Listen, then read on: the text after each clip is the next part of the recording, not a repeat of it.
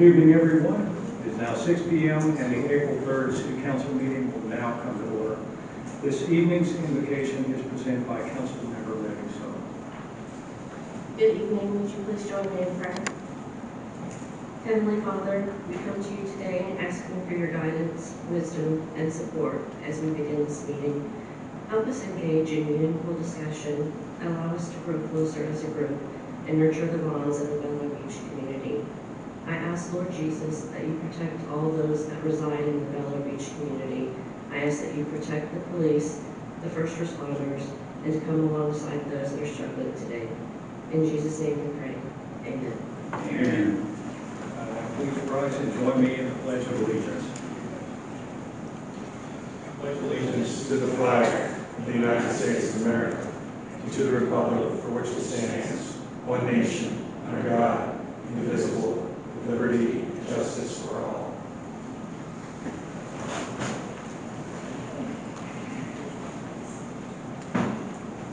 Ms. Gentry, would you please call the roll? Councilmember Frank Mazer, Present.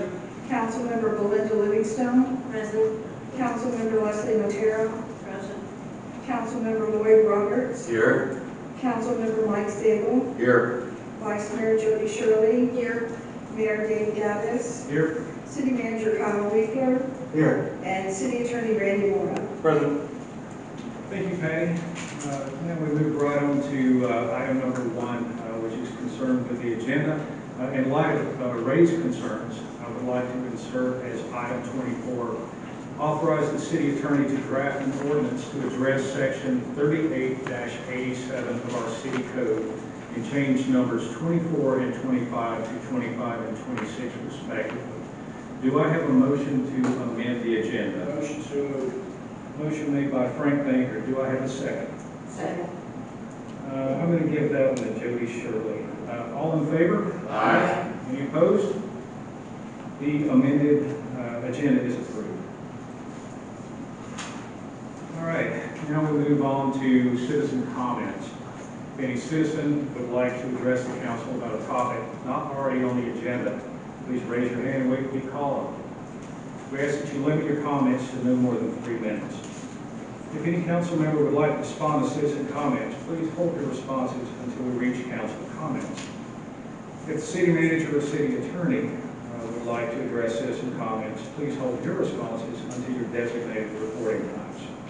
Would any citizens like to address the council about a topic not already on tonight's agenda? Yes, sir. Please come up and give us your name and address.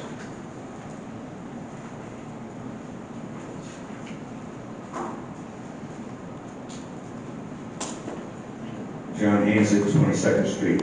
Mr. Mayor, Council, I know recently we discussed a study on the traffic situation at Gulf and Bel Air or Causeway. My personal observation is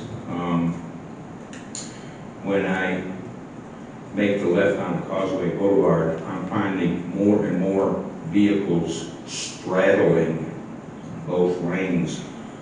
The outside lane is straddling the inside lane, and I'm fearful that at some point there's going to be a major incident with side swipes. If someone could, during council comments, give us an update as to where the study is, I personally would be grateful. Thank you. Thank you, Mr. Hansick. Any other citizen comments? Yes.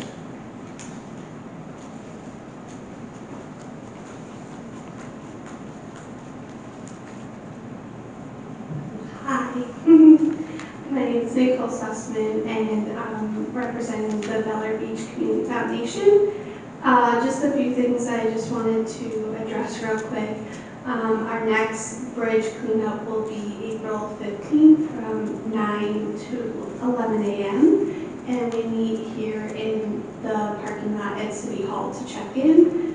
We will provide gloves, vests, bags, and a little bit of the pickers, so you don't have to use your hands if you don't want to. We also will have water and snacks for you. If you can't make it on the 15th, We do this once a quarter, so the next one after that will be July 15th. The next thing is our Sunset Social celebrating Earth Day. It's our first event for the foundation, which we're super excited about. That will take place on April 22nd from 6 to 9 here at City Hall. The attire is casual. We would love for you to join us for music, dancing, and fun. It's a $10 minimum donation at the door. Food will be provided by Clean Eats and available for purchase. We will be selling drink and raffle tickets, and we will accept cash, credit cards, and Venmo for this event. All proceeds will go to the new 16th Street Kayak Launch. And then the other update I just wanted to give was for our brick program. So our first install will be April 17th, which we're really excited about for the bricks to be here at City Hall. And then just to give an update, if anyone purchased a brick after the first install, we need a total of 16 bricks in order to do the second install. So it might be a little bit of a wait time. But if you have any questions, feel free to reach out to any one of us on the foundation board, and we'll be happy to answer any questions. Feel free to always check our website for any updates, and feel free to follow us on Facebook. Thank you. Thank you, Ms. Sussman. Any other citizen comments? All right, citizen comments are closed. Now we move on to item number 3, which is a presentation from the Pinellas County Sheriff's Office, beginning with the Law Enforcement Monthly Report.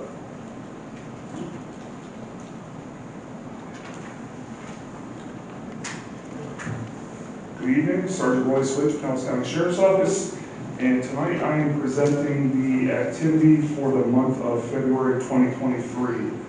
I'll start with the UCR property and person crimes, and for that month we had 2 assaults, and I looked them up and they looked like they were both domestic related.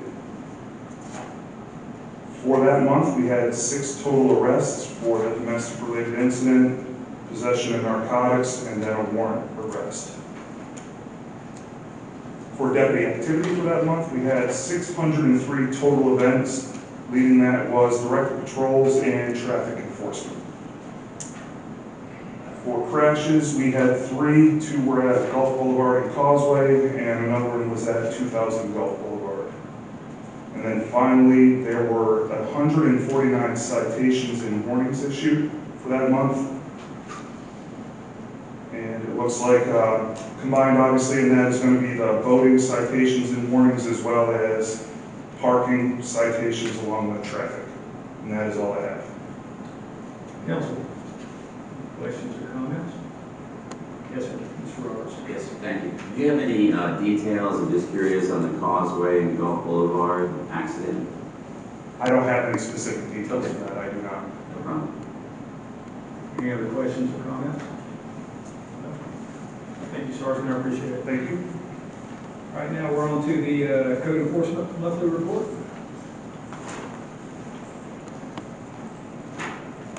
Good evening, Steve Clapker for the record.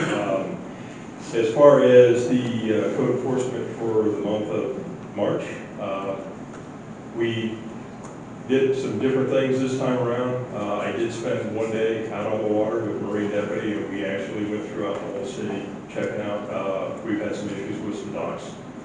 We did find 4 violations that we are working on now. The other issue we've had is a short-term rental. We're having on 13th Street since December up until today. We've had 4 violations, and 3 of those violations were actually done in the last week. Those reports have been filed and will be sent to the city manager to set up for a hearing on that particular home. Other than that, we have done a lot of cleanup with a lot of the residents. And one of them, particularly on 21st Street, we finally got the house cleaned up. We're working on a couple more, one on 17th and one on 6th. But those slow process, but we're getting it done. Other than that, we had a few more complaints as far as construction licensing and no permits, which have been addressed and taken care of through the building department and licensing board. Councilman? Sure. Two questions. They're both on the second page. Why is a burglary to residence a code violation? Well, And same with the follow-on after that, solicitor. yes, what had happened was, if there's a call for service, I was right down the street from that, so I responded to it, so I actually handled it. It actually turned out to be that solicitor handing out materials out on the street. So unfortunately, because the way the call's classified, we have to reclassify it, and then I met with the individual, because we caught him up on Howard, and issued him a warning as far as no solicitation within the city limits whatsoever. Okay, thank you. Other questions or comments? Yes, Ms. Livingstone? There's an error on your monthly code enforcement report. You're showing unpermitted remodel at 112th 6th Street. I believe you mean 113. If you want to review that, please. Okay, I didn't catch that. Which page is that on? It's on the first page, put down towards the bottom.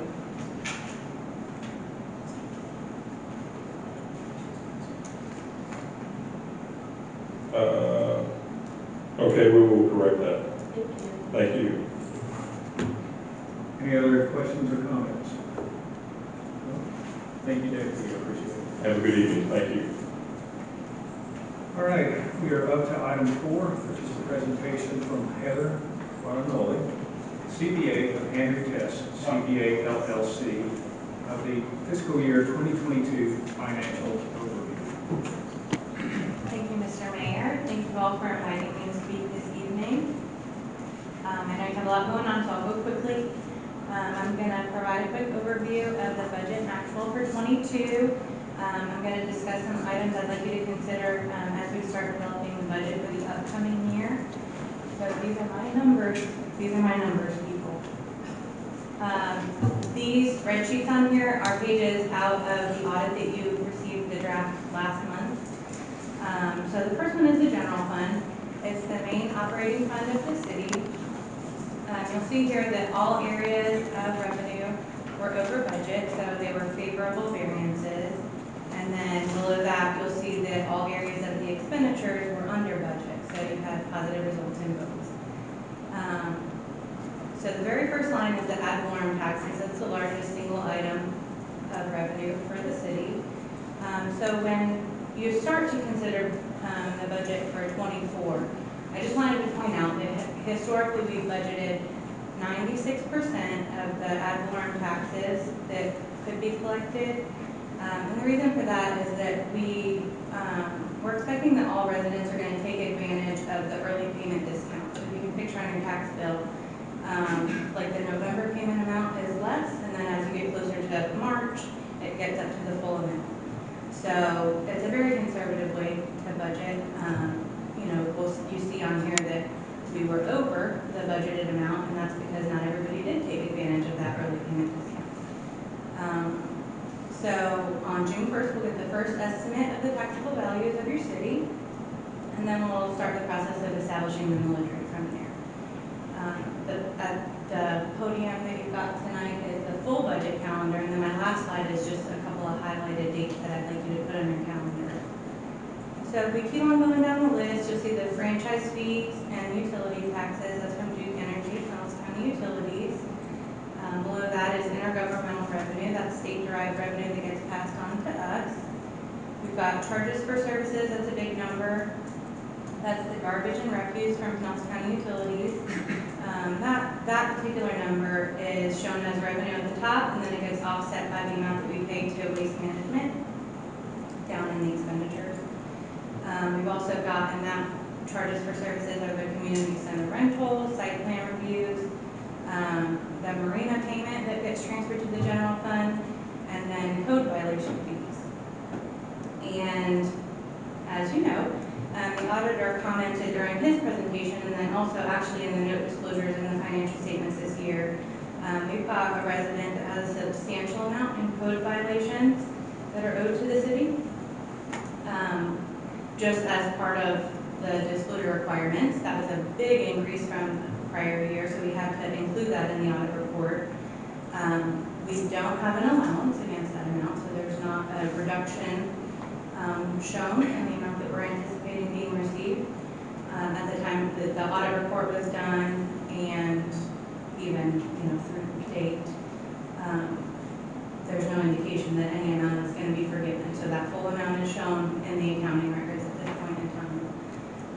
And just so you know, when that case is settled, if the full amount is not received, we'll show a bad debt expense at that point in time. So I know that's going to have to be on your radar coming up. It is a substantial amount. So if we keep on going down the line, below that is fines. Those are parking tickets. Licenses and permits are the beach parking passes, parking meters, registrations. We've got interest on investments, which was well over budget. That's because of higher interest rates than we have projected, and the SBA, even this year, every month is increasing the interest rate, so that's very good. And then lastly is miscellaneous. The bulk of that amount for this year, 22, was the insurance payment that we got for the signs that fell down up front. So that's a higher number than normal. So we keep on moving down the list. You've got the expenditures, and each line item here is a summarization of a lot of accounts within, all the departments. So you've got general government, and that number is made out of the city council expenses, the clerk, finance, non-departmental, and IT. It all gets summarized into that number there. We've got public safety, so that's police protection and code enforcement.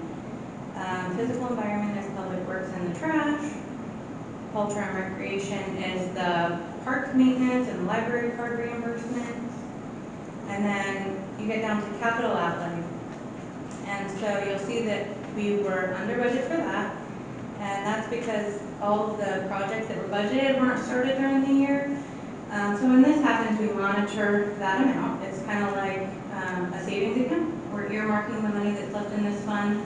We're saving it up, and then when the expense comes, we know that we have accounted for that money in past years for saving it up. Or we abandon the project. That doesn't happen a lot here. You guys are pretty good at sticking to the plan. So the largest impact on this fund was not making the anticipated transfers to the other funds. So you'll see here that the general fund had this change from the draft to the actual. On your paper it says deficiency of revenues under expenditure, but it was actually revenues exceeded the expenditure. So this, as you can see, was the draft, and it has been fixed. So it was a big year for the general fund. But by the time the fiscal year 23 budget was prepared, we had a lot closer estimate of the timing of the bid project. So we know that although they didn't start in 22, the money will be needed, in this year 23. So at the very bottom, you'll see the end of the year fund balance is over 5.4 million. So it's a very healthy amount left in that fund. Do you want to ask questions right now? Or you want me to keep on going? Any questions? Mr. Baker? When I hear you raise that miscellaneous that you sign up front, A lot of it is, yep. you know how much? I want to say in excess of $30,000 you got for that? I thought we received a insurance windfall of over 35. Okay, it could have been 35. No, I mean, so that would be a plus. I'm sorry. Wouldn't that be a plus? That's the money that we got back on it? It's not- Oh, no, it wasn't that much in excess of the cost of the new sign, no. We got reimbursed and then we spent the money on the new sign. So we got 35 and the new sign cost us 40. She won't be That sounds about $5,000. Well, so we can't show the revenue and then cancel out that revenue because then it doesn't really show the full picture. So we have to show it as revenue and then a separate expenditure. So it'll be in two different places. Yeah, that was my question. I just, concerned where you looked at. So when we're going forward into the budget process, we're going to understand that this is not really a windfall, that it's already offset. Correct. Bank on that. Second one, and this is more personal, can you double the font sizes on these things? We're trying to make decisions up here, and most of us really can't read. Oh, okay, sure. Thanks. What do you think? Please proceed. Okay, next we have the capital project fund. So the revenue here is intergovernmental revenue, and you'll see that there's a big budget amount here. That includes our penny money, and then the amount that would have gone to Bel Air Shores for the Gulf Boulevard undergrounding project. That gets diverted to us because we're overseeing the project. I say we, but it's not me. I don't want to get me misunderstood here. So we had about $930,000 budgeted as reimbursement revenue from that, and then that offsets the same amount in expenditures down below. When you see the line item for capital outlay, that's also a big number. So there's $930,000 in revenue, and then $930,000 in the expenditure. Again, the same concept as what we were discussing. Got to show it separately. So that project is well underway this year. As you know, over $1 million has been spent so far. We've gotten back about $966,000 in reimbursements from Pinellas County, and then we'll submit for the next reimbursement when phase 1 is finished. So for this year, 23, we'll have much higher revenue, much higher expenditures than you're seeing here in these numbers. The capital outlay in this fund, it had the audio video upgrades here, some boat ramps, seawalls, and then in the budgeted amounts, it's another savings program. We're saving for the roof on this building and the carpet and some seawalls and streetlights and things like that. So things to consider as you're moving forward, the projects that you want to move forward with. The debt service here is the debt service on this building, the city hall, and then the special assessment bonds. And then moving further down the page, no transfers were needed from the general fund because the big projects weren't started. We had budgeted for street resurfacing, street lights, bridge work, but it didn't need that influx of money yet. So the bottom line of this fund is that we actually used about $61,000, but there's still over $600,000 left in this fund.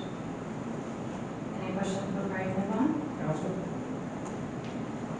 Okay, next up is the Marina Fund. So the revenue here is charges for services, so it's the slip rentals, parking fees. We were under budget a little bit because the parking fees were a little bit less than we had expected. If you recall, after the beaches opened, when we were in the middle of COVID, we had a huge amount of parking revenue citywide. So that's been dropping off a little bit. People have to go back to work. And so the new rates, the new slip rentals are in effect this month. All the renters have been notified. Most of the costs in this fund, like the very first line says materials and supplies, and a lot of what makes up that number is that we budget whatever amount we're projecting as profit in this fund, we transfer that to the general fund, and that's what makes up the most expense here. And so as long as I've been here, we've made that the Marina Fund has been able to make that full transfer to the general fund.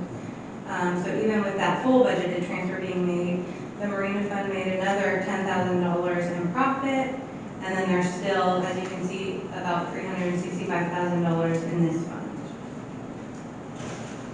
Any questions? Okay. And then here we have the stormwater fund. The stormwater assessment revenue comes to us from Pinellas County Utilities. You'll see that we have personnel services here. The actual expenses were $32,080.50. The auditors rounded up, and that drives my OCD crazy. You'll see that it's $1 under or over. That won't happen again. So that's 15% of the public works salaries. We move over to the stormwater fund. And as you move forward with the budgeting process, I feel comfortable with that amount again. You can discuss it as you get to that point. We have contractual services. That one was significantly under budget because we had planned on spending over $105,000 on the NPDES compliance, and then the city ended up doing that analysis in-house. That was a big project. Kyle did a great job. I wasn't sure how I was going to be able to say that he's doing a great job in my presentation tonight, but here it is. And Patty too, and Laura, and everybody here, really. I mean, honestly, it's a great place to work, and I know you don't ever get to hear that from my perspective, but it's worth saying. I feel very fortunate to work here. So next is depreciation. This fund was new in '21. It was the first year. So we didn't, when we were developing the budget for this year, we didn't really have a great idea of what that number should have been. But for the budget in '23, we did include depreciation, and we have a much better idea going forward.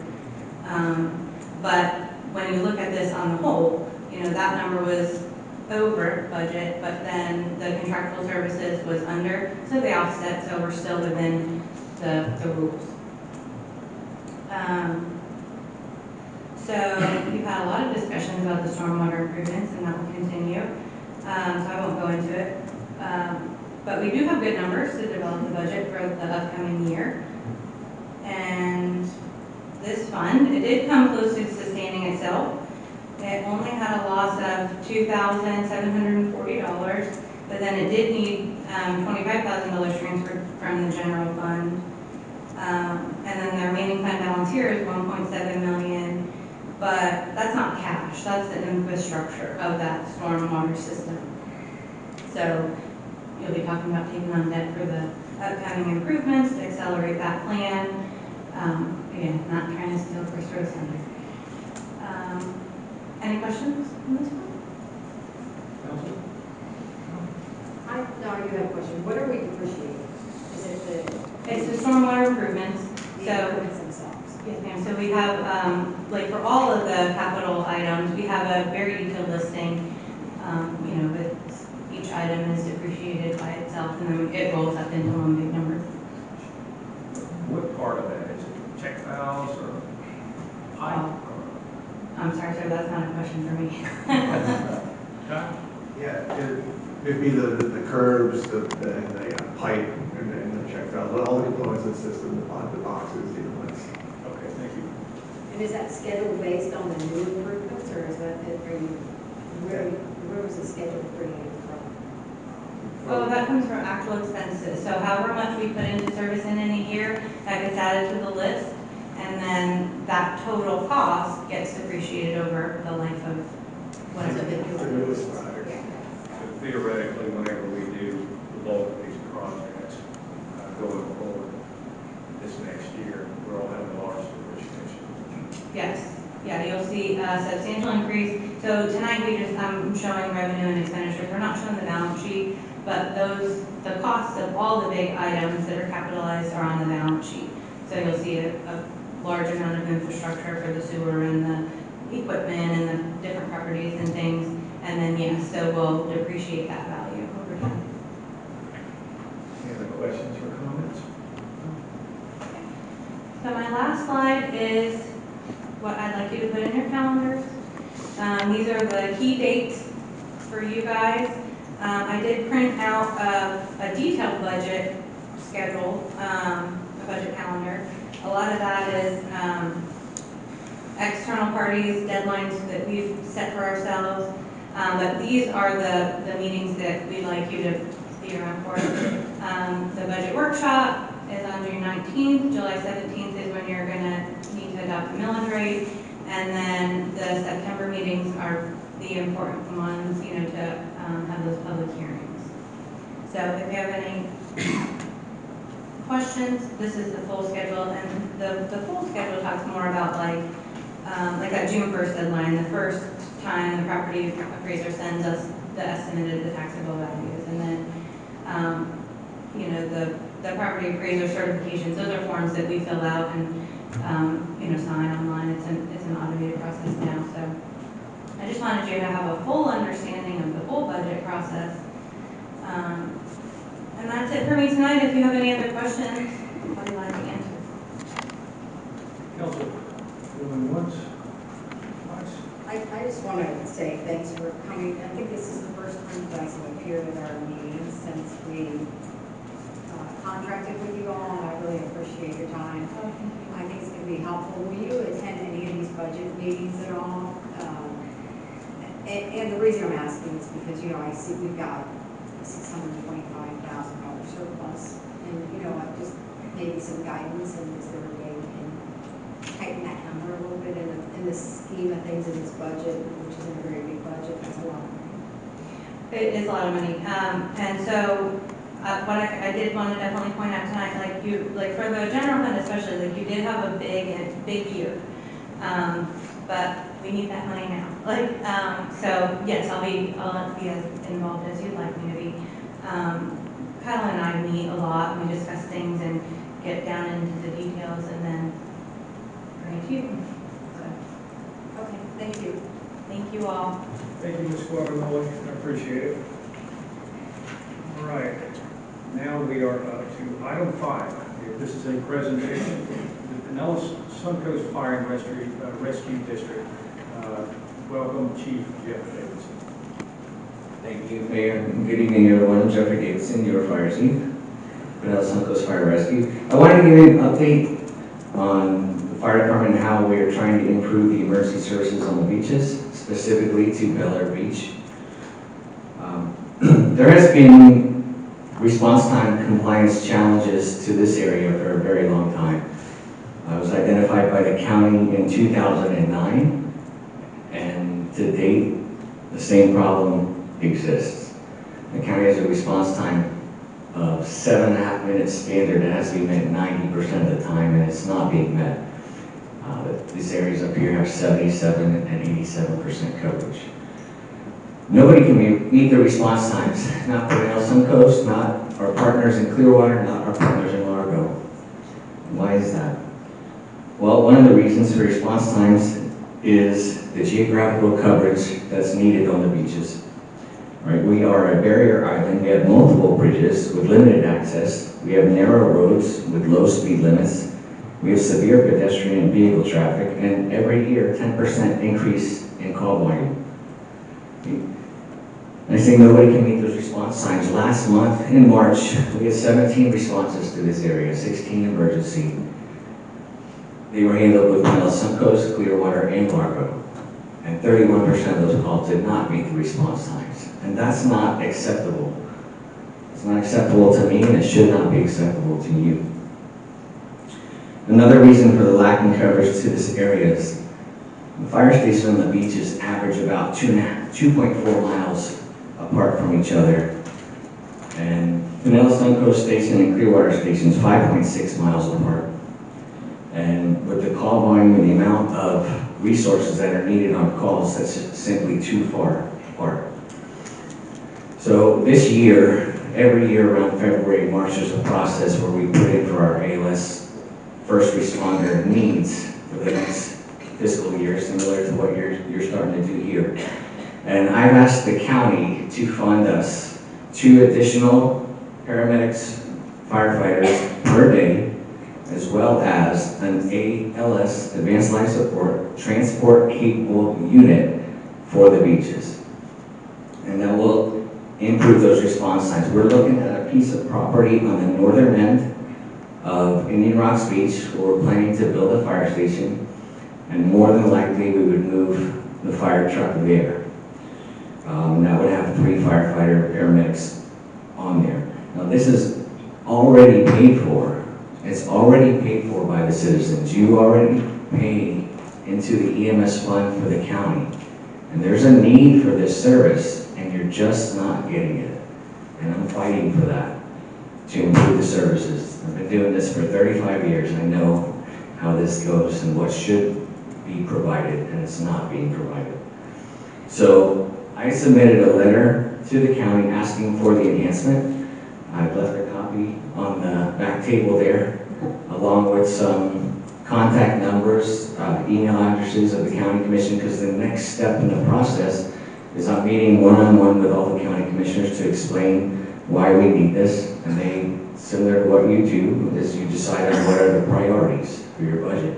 And this is a priority for this budget. Okay? These residents deserve this service, they need this service, and they pay for this service, and they're not getting it from the county. So I ask for your support. If you could take a copy of my letter, read through it. My phone number is on there. You can contact me with any questions. And a letter of support to the county commission would really help. Perhaps some dialogue there. And any questions that I could answer for you, I'm happy to do so. Council?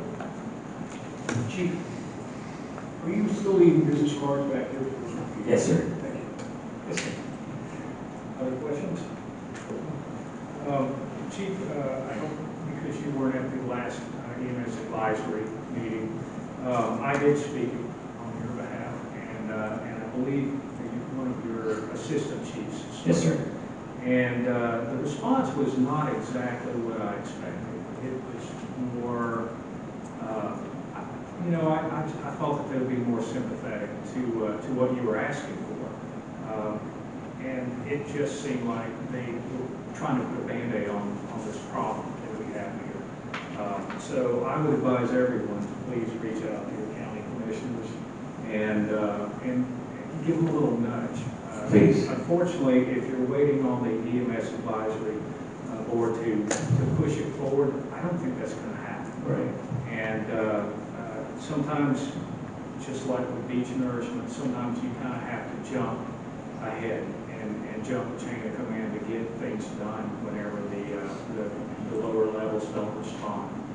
So keep fighting the good fight, and just to confirm, what the plan is even if you get the extra personnel, they will be stationed in Indian Rocks Beach until you're able to build a new station. Is that correct? Sort of. So we have that lined up. The property is 3 miles from your city borders. And once I know that this funding is going to come through, we'll finalize the property acquisition there, but I'll put temporary housing the very next day on there. So we'll be running that service the minute this gets approved. Great. Deal. And that's going to bridge the gap. Right now, you said it's about 6 miles? Yes, sir. Depending on which map you look, 5.6 miles between the El Suncoast Indian Rock Station and the Clearwater Station 44. And many times, these responses require multiple units. There's many times that the beaches are empty. There's that many emergency calls going on at one time, and we don't have that many units on the beaches because each fire station only has 1 unit in the fire station. There's only 1 fire truck or specialty unit or rescue truck. And that rescue truck would definitely enhance the response times, but also it enhances the service because right now we rely on a private ambulance company to do the transports. And they said at their last meeting they're down 40 paramedics, which means we're waiting for them and waiting for them. There's times that we're waiting a very long time, where with a transport capable unit, our own ambulance, right, staffed with 2 paramedic firefighters, in situations like that, we would be able to take you to emergency right away. We pull up on scene to a traumatic injury, we're not waiting for the ambulance. We're going to treat you and get you to the surgeon, the emergency room, as soon as possible. And so what they're saying right now is that the way they're accommodating us is they're providing us with, I call it volume service, anticipated volume service. Well, you can't predict when an emergency is going to happen. Yes, sir. So posting somebody nearby whenever they think an emergency is going to happen is not, that's not an acceptable answer. And so again, I appreciate everything you're doing, and I appreciate the monthly reports. Thank you. Any other questions or comments from the council? All right, thank you very much, Chief. I appreciate Thank you. Okay, as you may or may not know, next May begins the start of sea turtle nesting season. And last year we had a presentation by Ms. Lindsay Flynn, and everyone was so happy with the presentation and entertained by it that I invited her to come back again. I tried to get her the 1st of May, but she said for some reason she's too busy. So welcome back, Lindsay, and please let's hear your presentation. Good evening, everybody. Thank you so much for having me this evening. Again, my name is Lindsay Flynn. I'm the Sea Turtle Conservation Program Manager at Clearwater Marine Aquarium, just up the road here.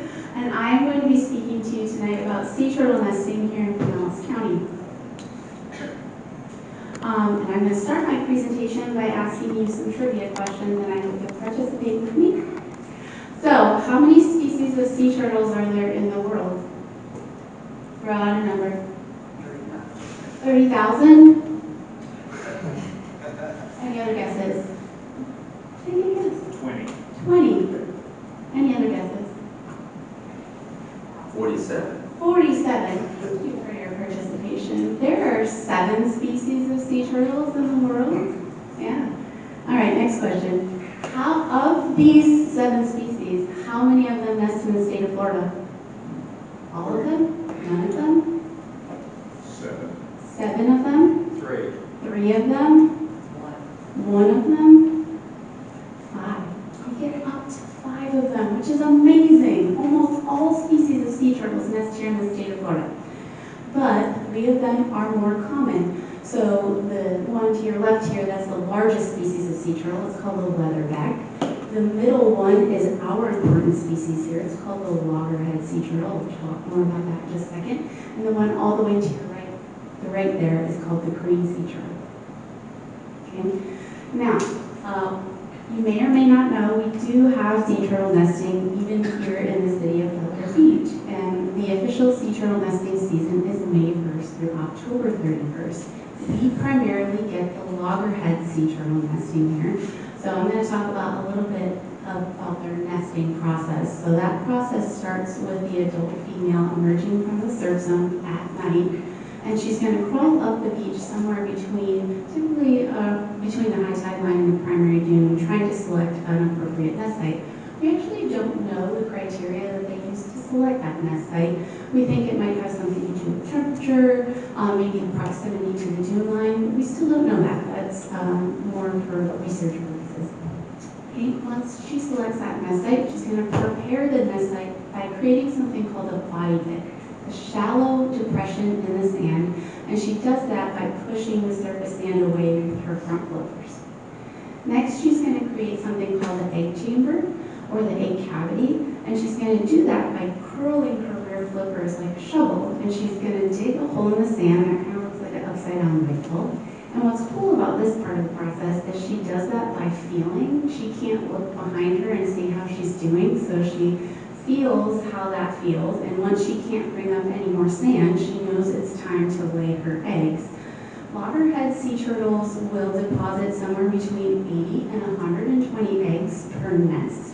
And she will lay anywhere from 1 to 8 nests in a season, although it's more typical for her to lay 4 to 5 nests in a season every 2 weeks.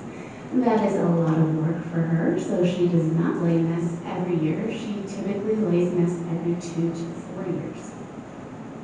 Once she's done with that, she's simply going to work backwards. So she's going to use her rear flippers to cover the eggs with sand. She's then going to camouflage the site and the scent of that nest by sort of casting sand about with her front flippers, and it sort of makes a very fluffy nest site. When she's done with that, she's simply going to turn around and return to the sea.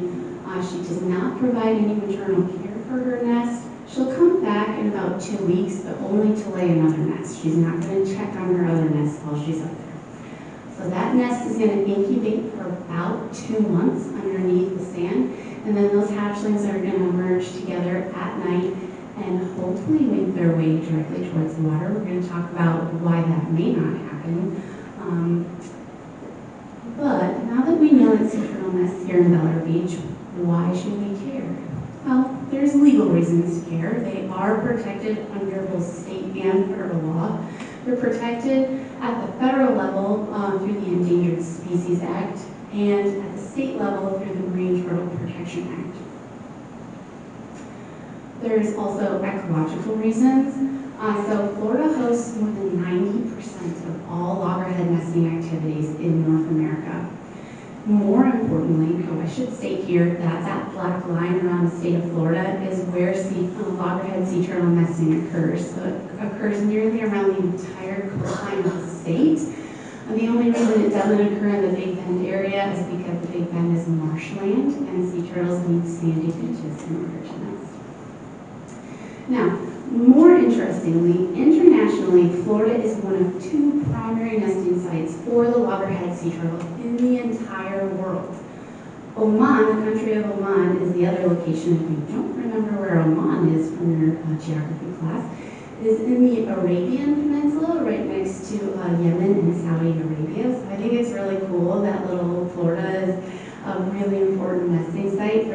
sea turtle. But what is sort of scary about that is the country of Oman is seeing decline in loggerhead sea turtle nesting by as much as 79%. That means, arguably, Florida is the #1 nesting site for the loggerhead sea turtle in the entire planet. So that has implications. So as the nesting population goes here in the state of Florida, so goes the global population of loggerhead sea turtle. So we have a responsibility to protect our loggerhead sea turtle nests to the best of our ability because it can affect their global population. Other ecological reasons. I think this is kind of timely right now because we're talking about beach renourishment. Sea turtles help stabilize the beach, and I will tell you how. So, when they lay their nests, not all their eggs are going to produce hatchlings. Some of them just simply aren't fertilized.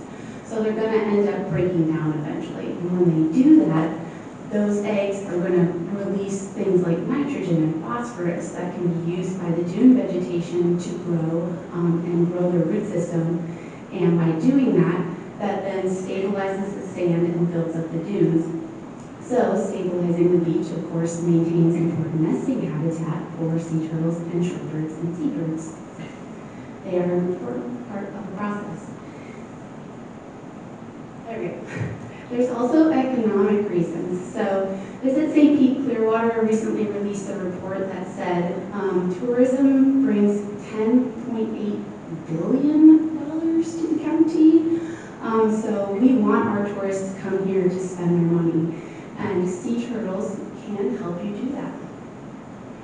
So there was a marketing analysis done recently, and during that marketing analysis, American travelers were asked if they want to be more proactive in reducing the impact of their travel on the environment. And nearly 40% of individuals said, yes, that is important to me. So that means that travelers want to be conscious of what they're doing and the impact they have on the environment. Why not let them know that they can have an impact on sea turtle nesting? And I'll tell you how they can do it in just a little bit.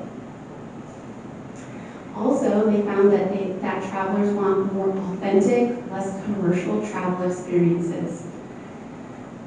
So they want to go somewhere they feel good about going to. So what is the destination doing to set their destination apart from typical commercial experiences?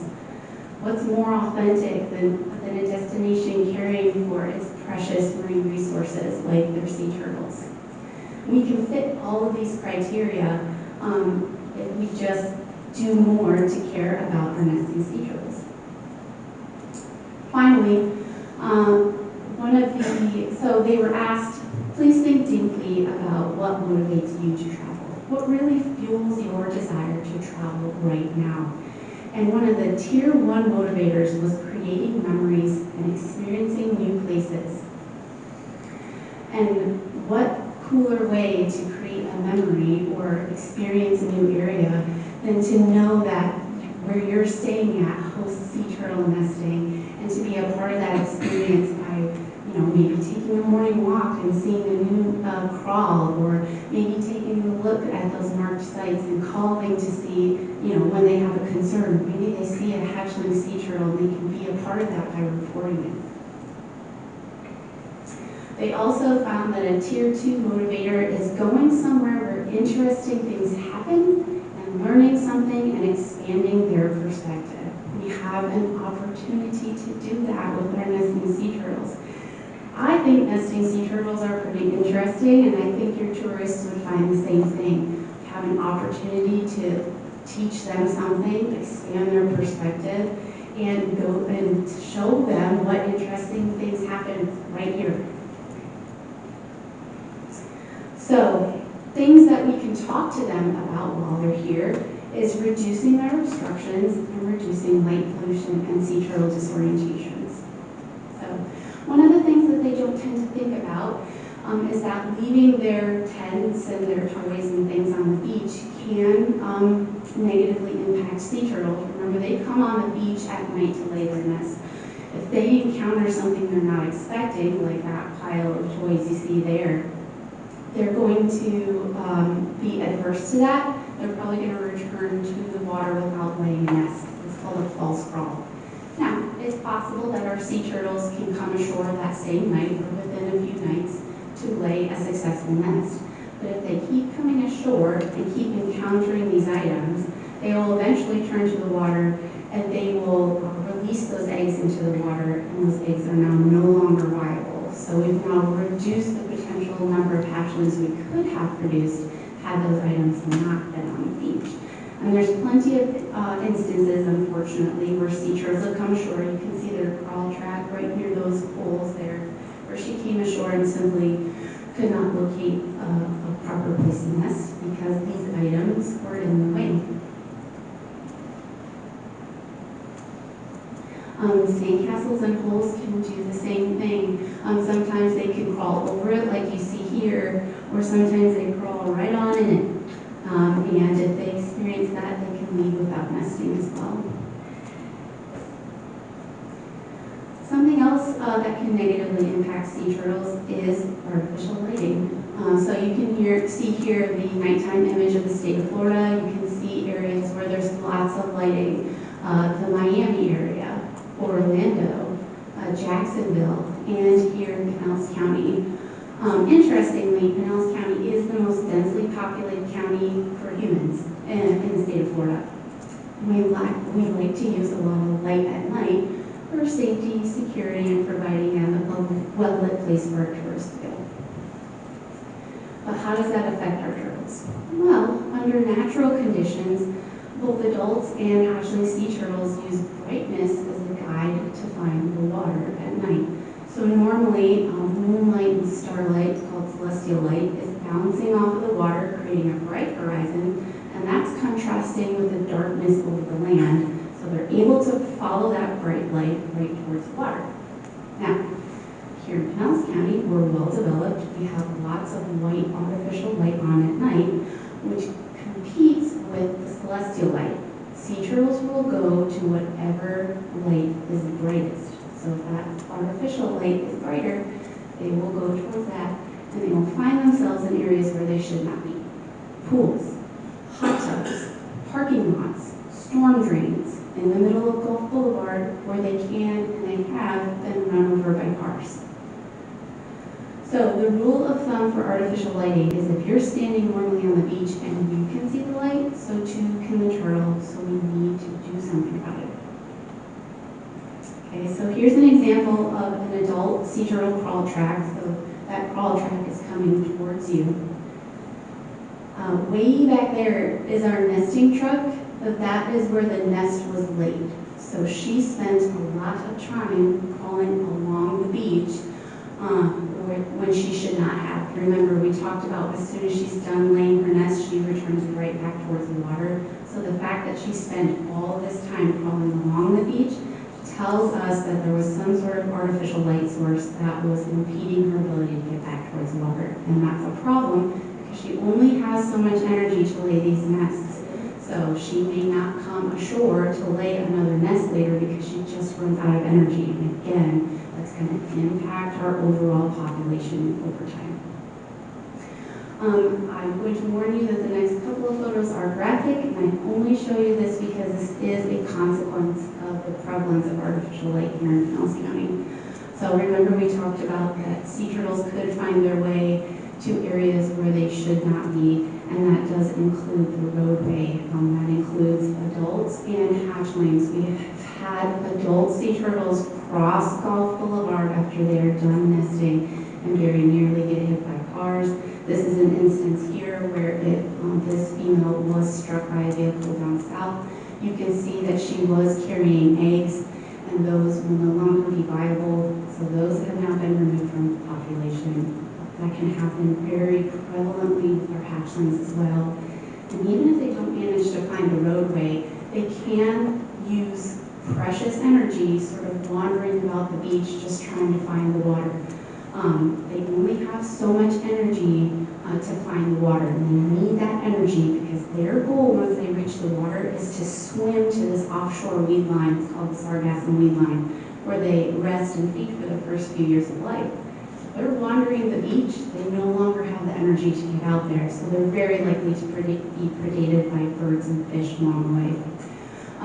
While they're wandering the beach, they're also susceptible to predation by coyotes. We've seen them out on the beach. Coyotes, raccoons, bird species, they can be predated by all of them. This is just another example, unfortunately, of our hatchlings being run over in the major roadway. This is an example of a hatchling disorientation event. So if you're having trouble seeing hatchling tracks, I'm going to highlight them for you. So you can see this is an instance where a nest was in the middle of the beach. The hatchlings did not go anywhere near the water. They instead traveled towards the land where we found them crawling along the seawall, crawling in the dune line, wasting precious energy. But there's something we can do to help. There's something called sea turtle friendly lighting that sea turtles are less affected by. And our governing agency is called Florida Fish and Wildlife Conservation Commission. Our motto for that sea turtle friendly lighting is called keep it long, keep it low, and keep it shielded. And quickly, keep it long means use a long wavelength light. That's wavelengths above 560 nanometers. That's LED light that is emitting light in the orange, amber, or red spectrum. They are less likely to be attracted to that light, and they're more likely to be able to orient correctly towards the water.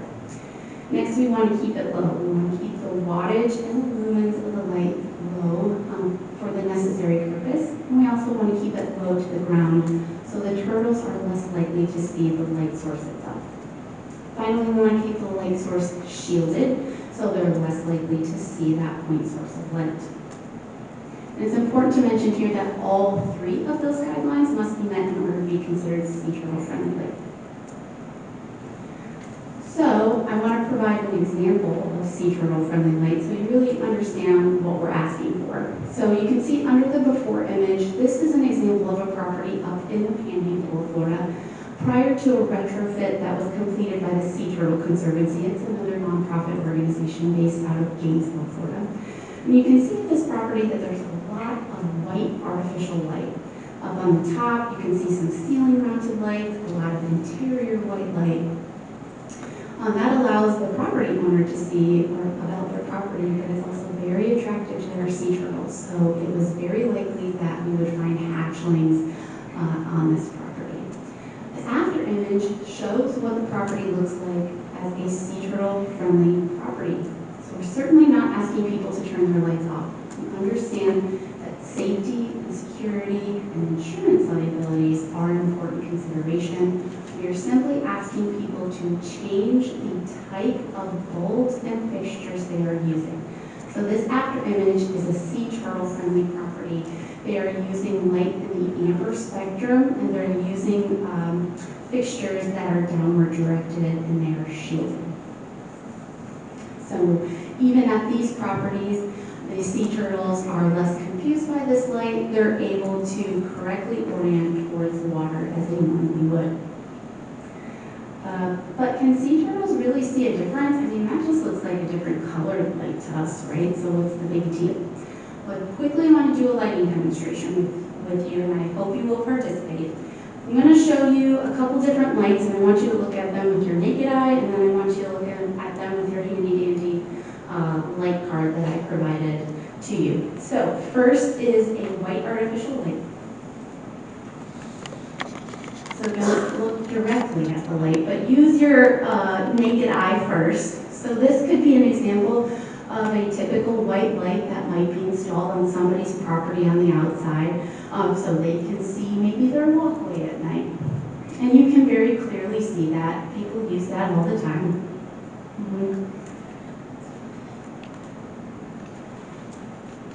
This is an example of a sea turtle friendly light. So you can see it's in a shielded fixture, and the bulb itself is an LED light that's emitting in the amber spectrum. I just want you to show that it's on before we do the next part. All right, now I want you to look at that same light with your sea turtle filter And that will allow you to see what a sea turtle sees. Okay. So look at that light where your special dye. Can you see the light? Yeah, you can. So sea turtles see that very clearly. They're going to be very attracted to that light. They're probably going to go towards that light instead of the water. Next, I want you to look at this light.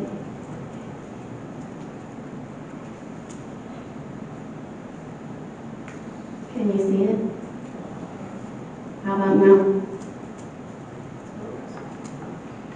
No, you cannot. So that is less attractive to them, and they're more likely to orient towards the water. So it does make a difference the type of lights and fixtures we are using out on our beaches. And that goes for city-owned property too. Things like street lights, public parking lot lights, public restroom lights. Those affect sea turtles just as much as any property. Other types of artificial lights can affect turtles as well. Things like flashlights and cell phone lights. Everyone's probably seen the flashlight parade on the beach at night with guests or tourists looking for ghost crabs. That can affect our hatchling sea turtles in particular. So you can find that they will be crawling towards that flashlight or that cell phone light, just like they would any other artificial light source. So we ask that people try and to let their eyes adjust to the night and try not to use those cell phone lights and flashlights. But if they feel like they need it for safety or security, they do sell red LED headlamps at hardware stores, and we encourage people to use that light instead. People can report sea turtle sightings during the nesting season. They can use the FWC Wildlife Alert Hotline anywhere in the state of Florida that will route to the correct organization. They can also call Clearwater Marine Aquarium. We monitor from the city of Clearwater through the city of Treasure Island. It's about 21 miles of beaches. And they can call our rescue hotline at that number that is monitored 24 hours a day. The city of Delaware Beach also has these lovely signs at all of their public beach accesses that tell our tourists and our residents what the do's and don'ts of sea turtle nesting season, and it provides listening phone numbers if they'd like to call in a concern. And these signs are also located at our nest sites specifically, so they do provide the basic do's and don'ts at that nest site, and to please call those numbers in case they want to report something. And again, I think it's important to mention here that when we're talking about lighting, to please consider reviewing your city-owned properties, things like Morgan Park, your street lights. Those all can affect sea turtle hatchlings and our adults from orienting correctly. So I highly recommend that you review that when we're talking about retrofitting our street lights. We're happy to talk to you about what we can do to improve the lighting at city-owned properties. And with that, I say thank you very much for listening to me, and I'd be happy to take any questions that you have. Thank you, Ms. Flynn. I'll tell you what, let's go to the citizens. Does anyone have any questions for Ms. Flynn? Hi, Tammy Levin, the Bel Air Beach Community Foundation. I'll just say I've spoken to Lindsay, and if you want to go to our community website, we do have part of the Adopt a Turtle Nest program listed on there. So if you want to take a look, it has some for. Any others? Council? Yes, Mike Saber. Yeah, I had some emails specifically about Gulf Boulevard. I mean, that's really, that the lights aren't owned by us. I mean, what should we do? I mean, we can't just say, hey, replace all the bulbs. We can. There's an ability to do that now. Duke Energy has a wonderful sea turtle lighting specialist. His name's Michael Smith. He's specifically working in this area to help retrofit street lights. So yes, it's true that you don't own the lights. You probably lease them from Duke.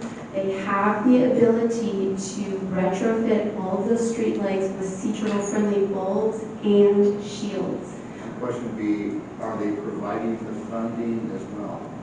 No. However, I believe he did mention that he is talking about potentially doing some sort of, and this, I may be misspeaking here, so please bear that in mind, but he was talking about some sort of payment system too. So Duke has been really good about working with municipalities about this. They want to help with this sort of situation, so they may be able to help in some sort of payment plan, if you will. Okay, I'd just be asked, maybe the city manager just gets in contact, just as long as we have a, there's a number out there so we understand kind of impact if we were to go along that route. Absolutely, I'd be happy to do that. Other questions? Yes, Mr. Baker? Are the blue lighting that's being replaced, is that sea turtle friendly? Blue lighting is not sea turtle friendly. In fact, it's one of the colored lights, besides white lights, that is most attractive to turtles. So blue light, green light, purple light, very attractive to our turtles. So they are going to be drawn towards that instead of crawling away. Because I had some residents ask me, what is the blue lighting? I said, I have no idea. They thought it might be apples or sea turtles. No, that's a problem actually, and Duke's been replacing those as they find them. It's a technical issue, it's awesome. The other thing is, our beach is getting battered year after year, and I see, especially from First to 19th Street, there's very little beach left. So you guys come out, you put up a nice little barricade. A mild storm comes, takes that barricade right out. What happens to that nest? That's a great question. So what happens when our barricades are lost? We have a couple of methods that we use to refine the nest. So we're very fortunate that a bank gave us a grant to purchase special GPS units. They're called Trimble GDC 150s. They're sub-meter GPSs.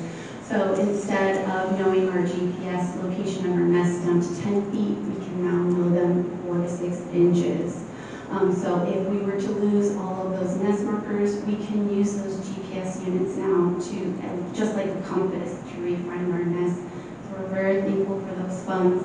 But we also place secondary markers in the back beach to use as a backup as well. So those nests aren't washed out? No. Well, sometimes yes, sometimes no. So nests can take some washover, so long as that water is drained out fairly quickly.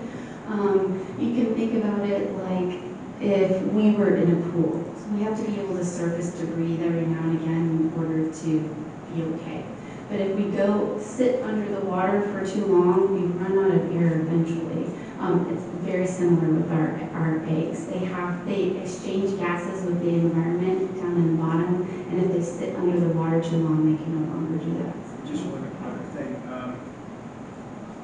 Has Clearwater Marine Turtle Protection Act or whatever got involved in trying to get beach renourishment since we have no beach, they're not going to be down here?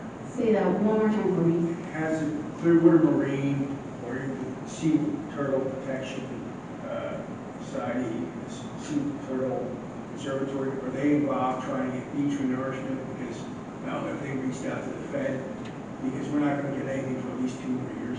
That's a great question. We do our best to make sure that our federal agencies are well educated on how our sea turtles use the environment, as well as our nesting our seabirds and shorebirds, because our sea turtles are not the only marine animal that are utilizing our beaches to nest. So I think it's very important that we do our due diligence to educate our stakeholders about how the beach is utilized.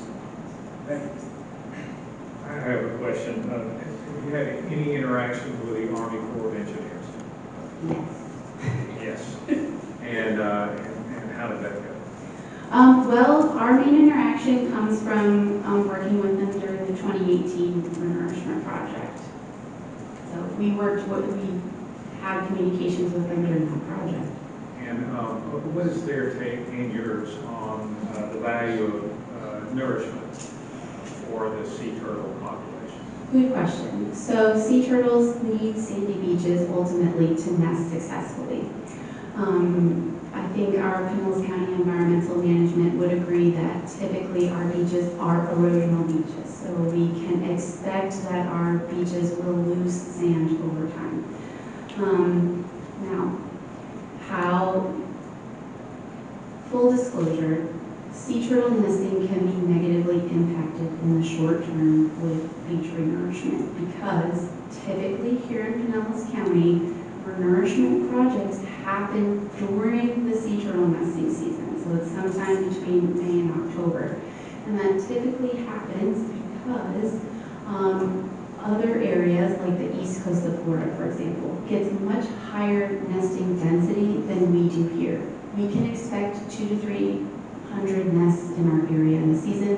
They can expect tens of thousands of nests in their area. So typically they're given priority for the nourishment projects in the off-season, sea turtle nesting season. So we are then asked to do those projects during the season. That negatively impacts our nests because we are required to relocate them. So we don't want a bunch of sand dumped onto the sea turtle nest because the hatchlings would not be able to crawl out successfully. So we have to, when they're laid, we have to dig them up and transfer them to an area that will not receive sand. Anytime you do that, you can affect the hatching and emergent success of those eggs, which can affect the number of hatchlings that you're going to produce. So while we certainly do our utmost to make sure that those nests are well protected, it can impact them. However, renourishment projects typically offer wider beaches for our sea turtles to nest. So there are negatives and positives to that project. Okay, thank you very much. Any other questions? No? Okay, a couple quick ones. Yes. So I'm assuming then, so the actual nesting always takes place at night? Typically, some species can lay their nests during the day. That's the critically endangered Kemp's Ridley sea turtle. And we have gotten Kemp's Ridley nests in our survey area. We got them to your north, but we do get those very rare nesting species here, and they nest during the day, but majority at night. How about the hatching? Hatching happens at night. You get the very rare mixed signals that the hatchlings think it's nighttime and it is not, and you get a day hatch out, but 99% of it is at night. When you guys ran across those particular hatchings that were disoriented, so what do you guys do at that point? Do you pick them up and take them to the water? Certainly, it depends on the condition of the hatchling and what's going on. So we do have a 24-hour hotline that we ask the public to call. We will respond to those calls 24 hours a day. We assess the situation, try and locate those hatchlings, and we will either release them with approval from our veterinarian, or we will bring them to the aquarium for veterinarian evaluation. Sometimes they look very tired and very weak. Sometimes they might have some sort of injury, maybe from a predator or something like that, so they need to be seen. So the best thing for us to do, if we were to see that, is to not pick them up and take them to the water, call you guys. Correct, absolutely. Something you didn't discuss is when they hit the water, there's no guarantee they're going to survive. They are food to the fish out.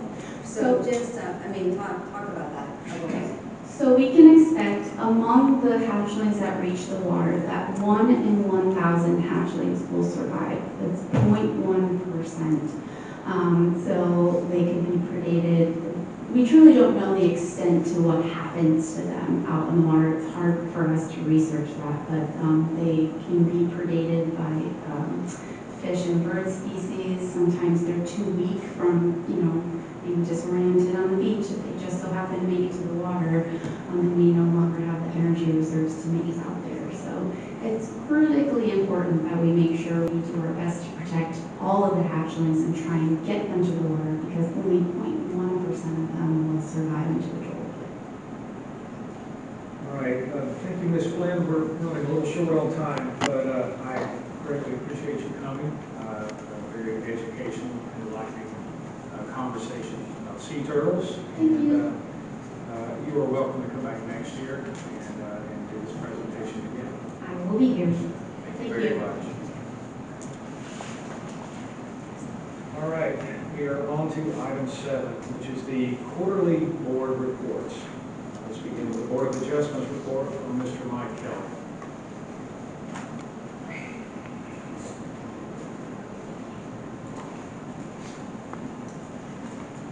Good evening, Mr. Mayor and council members. I'm Mike Kelly, board chairman. Since we're talking about the quarter, January, February, and March, the Board of Adjustment started off with a bang, having a variance meeting in January for an issue on 22nd Street on a new house that's under construction. In March, we were supposed to have another hearing on an appeal, an administration appeal by our city manager. It was deemed to be postponed by our city attorney for further work with the resident. So March was canceled, but coming up in April, next week, we have a variance for a pool, and in May, we also have another variance for a pool on the same issue that I harp on all the time about Crown of the Road. So that's to be discussed whenever the council so deems it. So we're moving along, having a good quarter. Any questions? Council. Thank you very much, Mr. Kelly. Thank you. All right, next up is the Citizens Advisory Committee. Mr. Ron Skinner. Thank you, Mayor and Council. Citizens Advisory Committee, about 2 times this quarter, February 22nd, we met to review and recommend financing options to accelerate multi-year capital improvements for the city related to street resurfacing and stormwater projects, which will be presented later this evening in the agenda. Secondly, we met as the Audit Committee on March 22nd. That was to review the annual comprehensive financial report that was prepared by the city auditors at Saltmarsh. The committee recommended delaying that approval until the full reports and the financial statistics are added to the audit. Council. Questions? Thank you. We'll see you shortly. All right, next up is the Park and Recreation report, Tammy Levin. Good evening, everybody. Quick update for Park and Rec for January through March. We welcome 2 new members, which we're happy to have. We had 3 successful beach cleanups. We welcome everyone that comes every month. We're thankful for them and to everyone that comes on a regular basis and to our guests. Always happy to have people there. January, we had our 2nd annual Health and Wellness Fair, which went very well. We had some tried and true returning from the first one that we had, and we had some new people out, which was great. We've already started booking people for 2024. If anybody has a connection with the Mole Patrol, please call me, because I'm really trying to get them here for next year. A new program that we started this quarter was the new resident welcome bags, because it became apparent when everyone was trying to get off the island that there were people that didn't know that they needed a hurricane pass to get off, or they moved here and there's so many things that you're doing to try to move. So we put together like a nice little welcome bag, and then it has all pertinent information that they need for city information. And then Aaron made door hangers, and then we hang them on the door for them to come to the city hall and pick them up. So something new that we started. We are right in the middle of a park survey for this quarter, so our board goes out, we look, we spend significant time in every single looking for the good, the bad, safety issues, and then we do a recap with the city manager, and we work on that list diligently throughout the quarter. Bel Air Beach merchandise. We have the things we have right now. We're looking for something new. If anyone has any suggestions, or if they're looking for something, I think I might have mentioned it before, but we're looking into like the Yeti-like cups with the Bel Air Beach logo on them, I think, for something new. And then fall events. We have our 3rd annual Halloween on October 28th. We have our holiday social on December 4th. We have our second annual Mayor's Chili Cook-Off on December 10th, which is a Sunday this year. And then we'll have our third annual Health and Wellness Fair on January 13th. So, are there any questions? Council? Yes. What was the company you referenced, the mole? Well, It's through Mostyn's, the Mole Patrol, so it's like a traveling, like, dermatologist. So they check like moles and skin, the Mole Patrol. I thought you talking about moles on the ground. And I thought it was a cool band.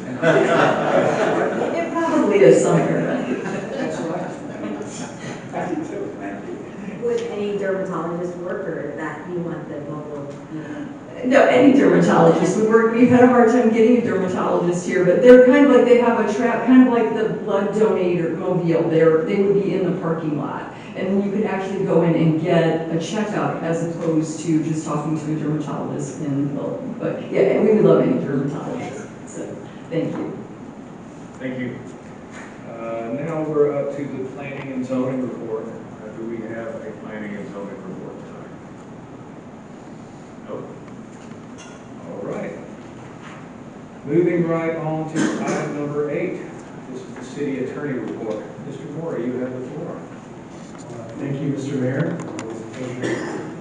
Since our last meeting, our office has been tracking legislative session very closely. As recently as last week, I made a presentation before the Big C concerning one bill of particular interest to many beach communities, though with less impact here, which is Senate Bill 714 and its House corollary, House Bill 833, concerning short-term rental regulations. The Cliff Notes version of it is you folks have grandfathered protected provisions prohibiting short-term rentals in certain zoning districts. Not every beach community and not every community in Florida is so fortunate. And the landscape for those outside of that protective bubble is ever-changing and often unsatisfying. And at present, there's a bill proposed that would change that landscape further. It's being sponsored in the Senate by Senator Stigley from locally. The bill seems to presently be stalled in its committee hearings, but as session is still only halfway through, so it may gain traction. We continue to monitor those. One that affects you folks particularly is House Bill 37 and CSCS Senate Bill 774, which concerns financial disclosure forms for elected officials at the local level. Until now, and perhaps Ms. Livingstone may be the only one who's unfamiliar with this to this point, you filled out Form 1 financial disclosures. There are different forms for the financial disclosures, and the current legislation, which is gained a lot of traction. I believe it has already moved through one of the two chambers and is likely to move through the other, would have you fill out Form 6. Form 6 gets much more granular in its attention to your finances, including assets in excess of $1,000, liabilities, your interest holdings in businesses and the like. So that is understanding that the narrative behind it is increased transparency of interests in local government. Of the counter narrative that's been offered to is the chilling effect it may have on those willing to go to public service, knowing how open their affairs may be. Another set of bills that we're tracking closely is what was Senate Bill 1372 and House Bill 1321. It's not moving in the House, so this is at least what I consider to be good news, but it was a bill that would render local elections open to partisan advertisement and partisan elections. In the event you felt local elections weren't contentious enough, there was a potential to add another layer to that. That seems to be stalling, but again, things can move in session rather quickly or become riders on other bills, so we will keep tracking that. The other bill that we're looking at very closely is Senate Bill 170, and it's House Bill 1515. To me, this is of the greatest consequence to the business we do here together. Senate Bill 170, and which has already passed the Senate, and House Bill 1515, which is headed to the floor of the House, would require any adopted ordinance to have a business impact statement. It does not state what expertise or detail would be required. It gives some values or factors, how those will be determined and substantiated remain to be seen.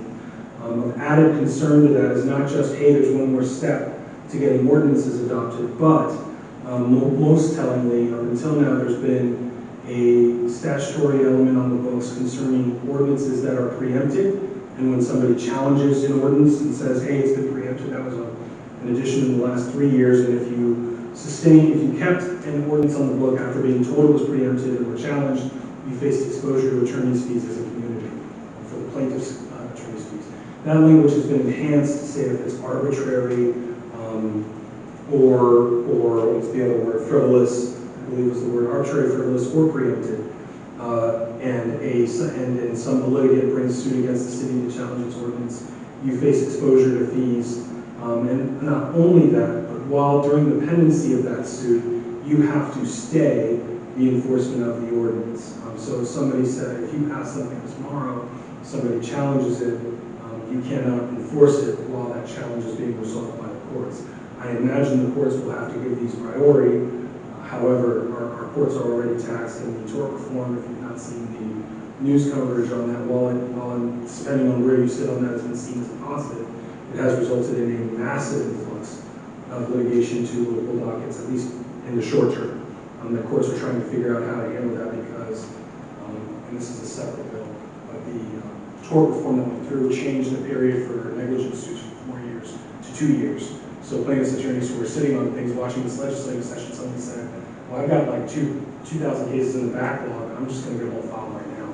And so there's been an influx of litigation, and we've seen that in some of our cities as well.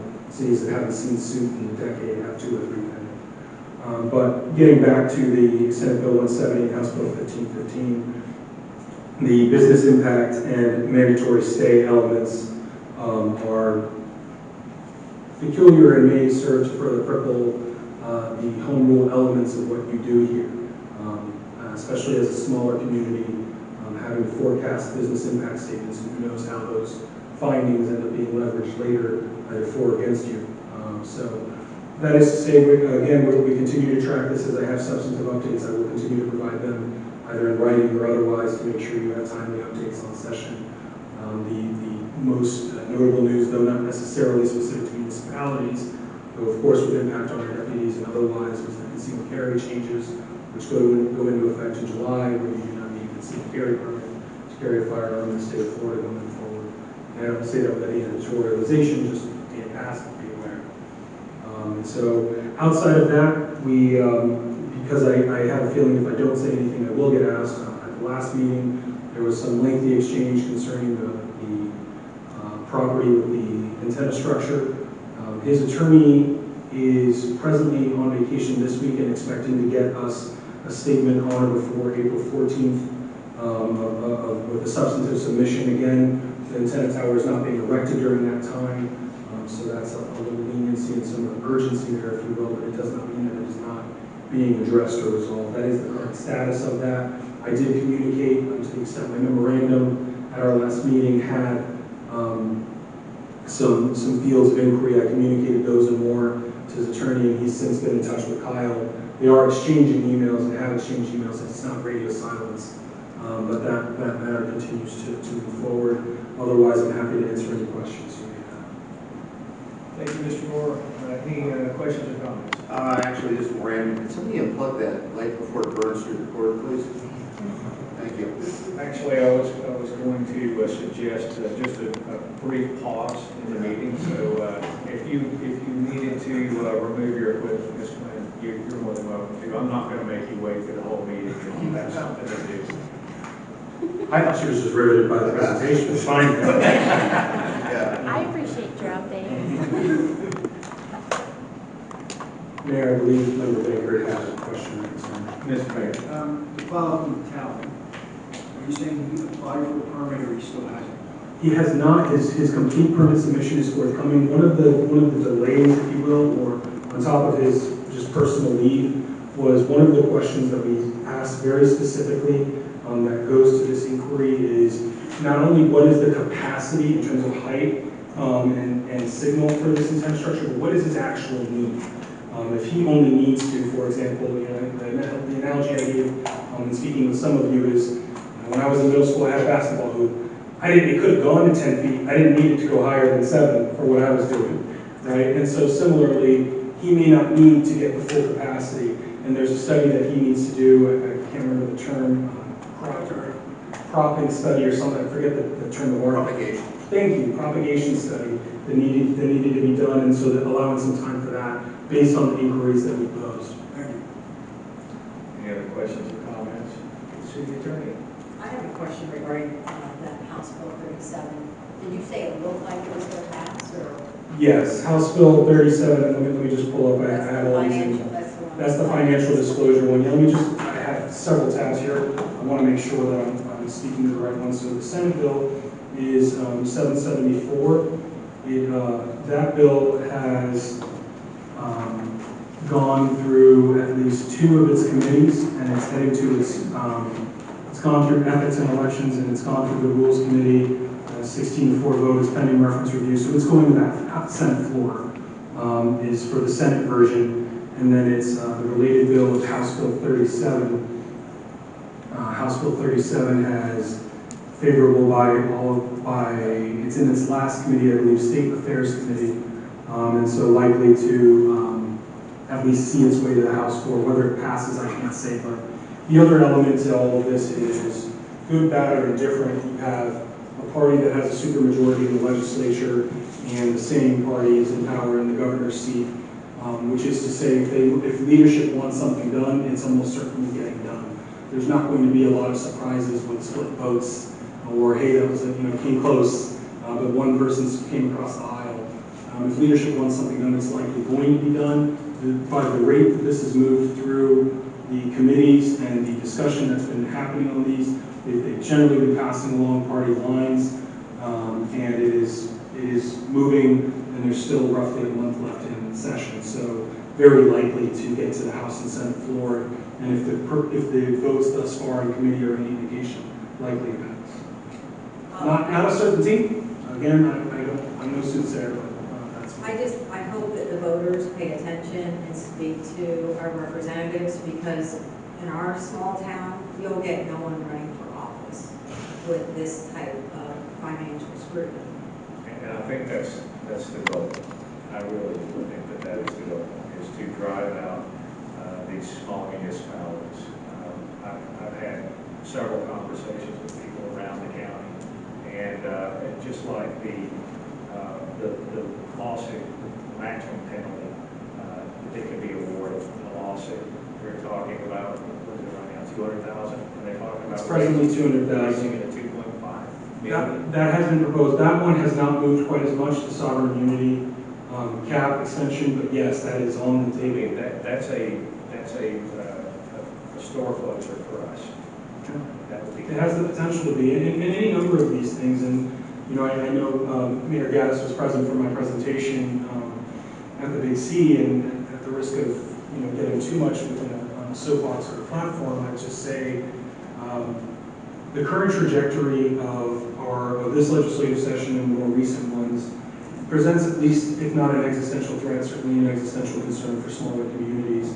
And you see that in the public comment we're seeing, not just here but in other communities, of people lamenting the loss of their neighborhoods and just having streets, whether that's short-term rentals, home-based businesses, property rights protections, and everybody saying, well, what about my property rights? They always seem to be in competition, and you're starting to lose the ability to cultivate and sustain the unique character of each of these small communities that we've developed that has made this community and communities like it across Florida so attractive. And so, I to the extent I can make a statement to you as a council and to your public is recognizing that your remedy isn't always here. We've been taught in civics that the government that governs local governs best, or governs closest governs best, and that's your local government. So much of that is being recaptured, if you will, by Tallahassee, and the remedies that people come to you and say, why don't you guys fix this? And then you folks run, and then you meet some poor staff like me who tells you, yeah, all the things you wanted to do, you can't do, because Tallahassee says so, and they get to say so. I'm not suggesting otherwise. In our system of government, they have the ability to take those things back, and they, whereas that was done as the exception, it seems to be the rule. It's beginning to make the state of Florida lose its luster, is what it's doing. And they're taking our character away, and unfortunately, they don't listen to us. They don't listen to elected officials on the municipal level. I think that the only people they will never listen to are the voters. Sorry for the negative comments there. Yeah, Mr. Zale. just briefly, Ms. Moore, would you like to address briefly the situation in the letters and the emails that we received this week about the signs and the, I guess, protesters? Because that's been added as an agenda item, I'll withhold until we get to that agenda item. Thank you. Any other questions about this? Last year when the inspection requirement was passed for the condos 3 stories and up, there was talk that it might be readdressed this year. Is there anything that looks like that's happening? Excellent question, thank you. I don't remember and have not written down the bill number, and I can follow up with you on that. It is being revisited, which is one of the reasons why, to the extent local jurisdictions were trying to advise or be advised about the issue, everybody's kind of being told, hold on, wait and let's see, because while ostensibly it was the bill or statute that Member Natero was referencing was a bill done post-certified on mandatory inspections of condos over X height or floors, and the entire regime around that every 20 years, 10 years it's this, and all that stuff that came out.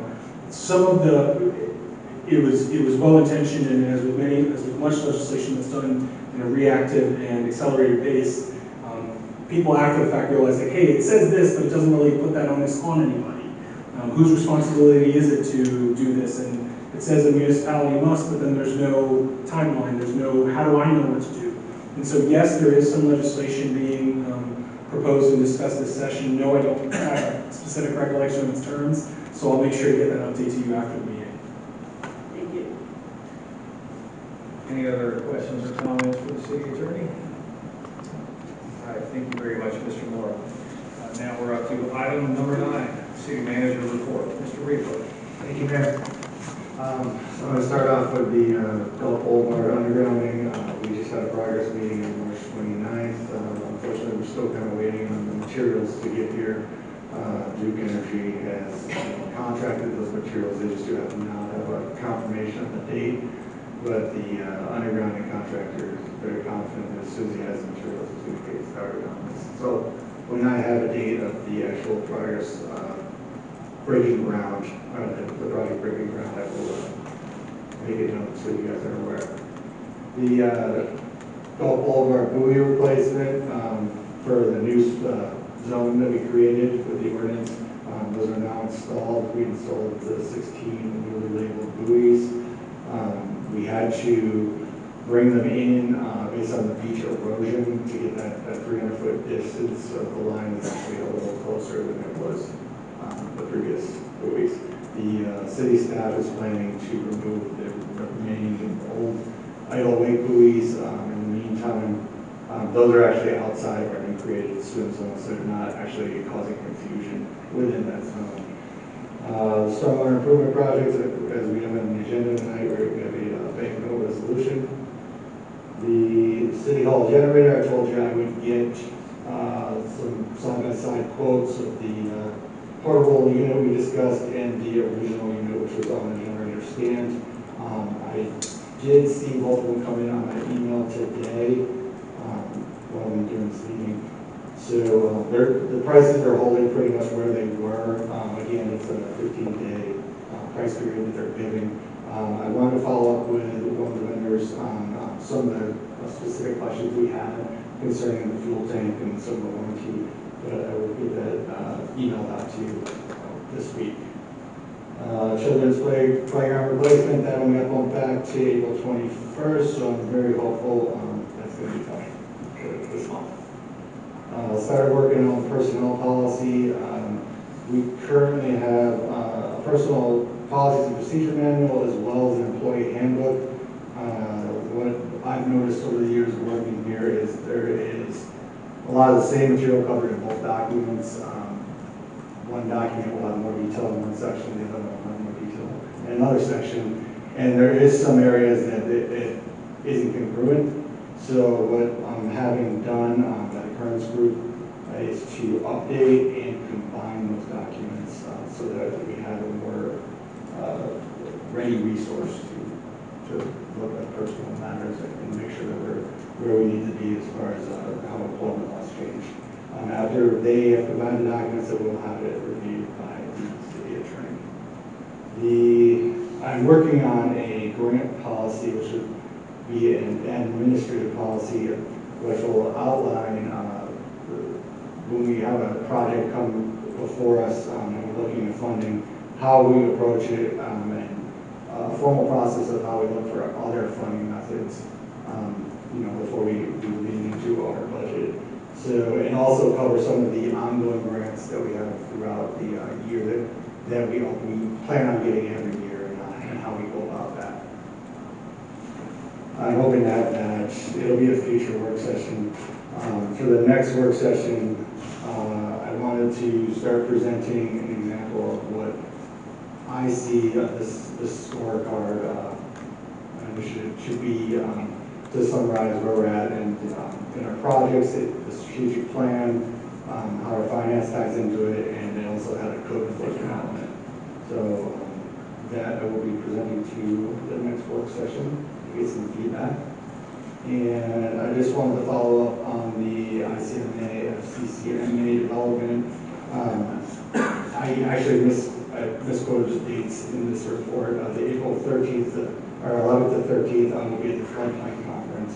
I will be going to the Florida County Commission, City Managers Association Conference on May 30th through June 2nd.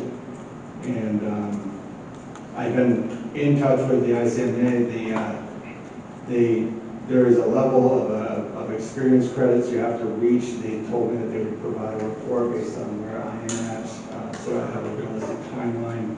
And also, I'm waiting for the leadership development program that they offer to be reimagined. They've told me it was supposed to be this year, early January. Then it was last year, it would be in April, that they'll have that program, where you can start to register for it. What that will do is it'll provide education for me, and also at the same time reduce the amount of years of experience that I will need to account towards experience credit to getting towards credentialing. It was mentioned the traffic study and the citizens' comments. I've been in touch with Charles County, Tom Washburn, and some of his employee and engineers, and we did a doodle poll to find a meeting date to be on site at the intersection. The dates I selected, because I had the conference, was April 18th and April 19th. I did ask if Councilmember Roberts could attend that meeting, since he was involved in the meeting with Tom before that. So I will follow up on that. Park Mobile, we have everything turned in necessary to get started. They have proof for signs that we're going to install. The last thing I saw the email coming, I was getting a bank letter for the ACH depositing. So once I send that to them, they told me the timeline would be about three-week timeline. So to make that conversion. And that's all I got. Council? Mike Sager. When we selected you as city manager, we also took on the responsibility to make sure that you're being mentored, giving you advice, suggestions, etc. I mean, we talk daily, but I just wanted to point out, you found a problem here with the personnel policy. You basically were extremely proactive. You found a need, matched the parties that would contribute most to this effort. And I just wanted to point it out that that's a really, it's an outstanding effort. It shows insight and basically at that level well above you. So I just want to compliment you on that. And I hope that you're collecting these city manager reports, because we'll talk later about evaluations. And these really are a key part of your evaluations. And just a brief timeline, what I've seen in your performance so far has been thoroughly outstanding, professional, at a range well above your age. Very well done. Just wanted to publicly acknowledge your efforts and the outstanding efforts on behalf of the city. Thank you. Thank you. Any other questions or comments for the city manager? Following up on Mr. Siegel's, I've heard nothing but good things from the residents about you too. I agree your evaluations, we'll be looking at, but since you're doing such a fine job, I don't think we should be holding you to that 2-year wage freeze, and I hope this council gives you a raise this year. Any other questions or comments? Mr. Roberts? Yeah, thank you, Kyle. So you had mentioned that you had contacted Tom Washburn, which is wonderful. And so did he get back to say he was good with the 18th and 19th, or we're still waiting? I'm going to follow up on that because I filled out the survey immediately, but I haven't heard, so I'm going to give him a call. Okay, that would be great. And one other quick question, has the city finalized who we're going to use as the engineering firm for the stormwater improvement projects? No, we're not there yet. I'm planning on getting design proposals from all 6 firms, but I want to really look at them. Okay, great, thank you. Mr. Reefler, we had a brief conversation a few days ago concerning the fines and metering and what we were projecting to the public parking lots. Are you in a position where you can discuss that? So we did have a meeting, and all said and done, the Army Corps is going to be able to provide some administrative guidance for further contracts and agreements for beach renourishment. Having presented where we stood as a city and what we were doing with our rates and all that, they did not upfront see any major issues. And they were able to justify what we were doing because it wasn't violating the policies that they feel are necessary to keep it open to the public. So the meeting went well, and I'm looking forward to the guidance that they provide. It's going to clear up some confusion among all the municipalities that are involved with the nourishment program. I find it interesting that they only want to discuss beach nourishment whenever we're trying to increase the fines and parking rates. That's half the point. Interesting. All right, any other questions or comments for the city manager? No? Thank you very much, Mr. Reefler. All right, now we are on to item number 10, which is the city clerk report.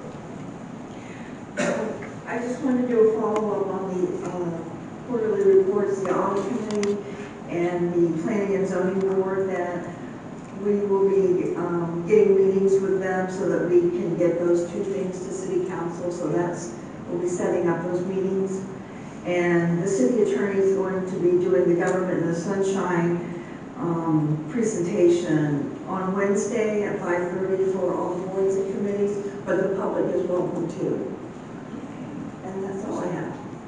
Any questions or comments for the city clerk? Yes, Mr. Roberts. So Patty, is that sunshine presentation, is that required yearly by everybody, or is that a once-in-a-lifetime? It is required annually for our elected members, and I believe it extends to the boards now as well. But not sure about that. Definitely to our elected members. This training that we're doing on Wednesday is not towards that credit because this is sort of a Cliff Notes version. The 4-hour course that you took at EMO last or in years past, or is offered online through the FLC or through various other vehicles, is always available, but you do have to complete that annually for you folks. This one is intended more to make sure that top to bottom our teams know about their obligations, duties, responsibilities as public or semi-public officials as it relates to public records, sunshine law. In my tenure here, I've not had the opportunity to meet all of those boards, and we've already in this 1 year had new members come on, and hopefully establishing a pattern of, as we get new members, always bringing them through a sort of a brief orientation of sorts in that regard. Thank you. Any more questions or comments for the city clerk? One last one, please. What does the Form 1 do for us? We're talking about financial forms. The Form 1, what does that do for us? Oh, sorry. When does the Form 1 do for us? September, I think, is assumption is that they begin to distribute those in the summer months. Okay. Mine is typically submitted by early July, and I only know that because I always send it as the last thing I do before I go on my 4th of July vacation. Like, oh, So I do this. if this is So you usually see that in June. They did change the policy, and with all respect, Patty, if I step on your toes, in the last 2 years, they did change the policy administratively, that they tend to send your specific form to your city registered email account. When I say they, I mean the Commission on Ethics and the state agency, not they, Patty and Kyle. And so you should be on the lookout for that as we get into June for that form. And if you haven't submitted it by a certain date, Patty or somebody from the city usually starts saying, hey guys, this is coming up, get it in, before July so they don't have late fees or start getting nasty grams about, why aren't you by them when you receive your form yet. All right, any other questions or comments from Patty? Nope. All right. So now we're moving on to the consent agenda.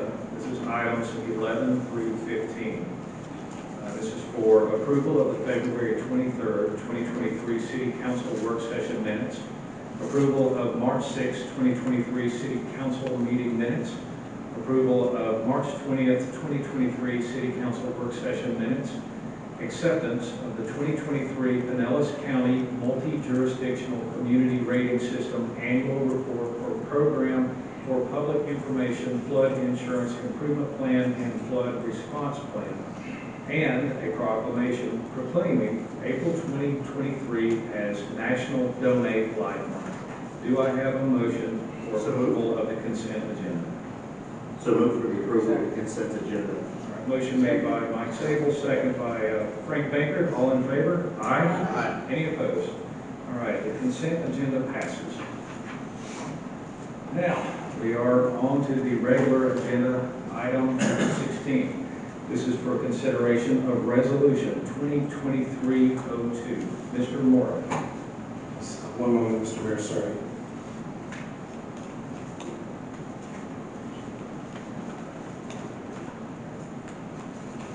Sorry, Mr. Mayor, I get it that page of the materials. Okay, resolution 2023-02, a resolution of the City of Bel Air Beach, Florida, authorizing the issuance of the city's capital improvement revenue note, series 2023, in the principal amount of $2,120,000, to finance acquisition and construction of capital improvements, including street resurfacing and stormwater facilities. Providing that the note shall be a limited obligation of the city payable from non-ad valorem revenues budgeted, appropriated, and deposited as provided herein. Providing for the rights, securities, and remedies for the owner of the note, authorizing certain officials and employees of the city to take all actions required in connection with the sale, issuance, and delivery of such note, making such determinations as are required before the note bank qualified status, making certain covenants and agreements in connection with therewith, and providing for an effective date. This has been a reading of Resolution 2023-02 by title only, Mr. Mayor. Thank you, Mr. Mora. Before we go to citizen comments, would the city manager like to summarize what he just said? Sorry. So this is a resolution for a bank note, and we, in the last work session, presented with the 5 stormwater phases or projects that were part of our master plan update of 2017. The Citizens Advisory Committee did a lot of work, and Heather was here tonight, once again contributing into the projections of where the city was at financially, and there's been a lot from residents to want to move these projects along. It's a very important initiative for the city. So the Citizens Advisory Group took that on and found a way that we can healthily finance all these projects and get them taken care of and move forward, and at the same time with a plan to pay back this loan in an accelerated pace. Thank you. Let's go to the citizens for comments on this particular agenda item. Would anyone like to speak? Yes. Good evening, everyone. My name is Kim Shaw Elliott. I live at 121 9th Street. Very pleased to be with you tonight. I am here to very strongly support the proposal. I want to commend the city manager and the committee that did this work. that they were able to deal with a very complex issue and deal with confidence to be able to present to you a proposal that is critical. What's more important or fundamental to a city purpose than to be able to provide safe streets and things that, so things don't flood away, which is kind of critical here. It's timely. We are facing many environmental issues right now, and it's time that we act now. And it's creative because it's brought a resolution to many issues that we have to deal with, and it's doing it in a way that will actually bring some positive numbers at the end of it. I won't spend a lot of time talking about what the benefits of this proposal are, but in quick summary, what these proceeds will do is will give the city the opportunity to have better pricing. So bidding one big job versus a bunch of smaller jobs is clearly an advantage. You'll have more attention from more qualified providers, and you'll be able to get the better pricing with that bigger job. You'll be able to provide for supplies needed to do this in bulk, rather than, again, a series of smaller jobs. And it'll be able to accelerate completion of these critical repairs. For just 2 years to finish all of our streets, get it over with. We don't know when the next big event will occur.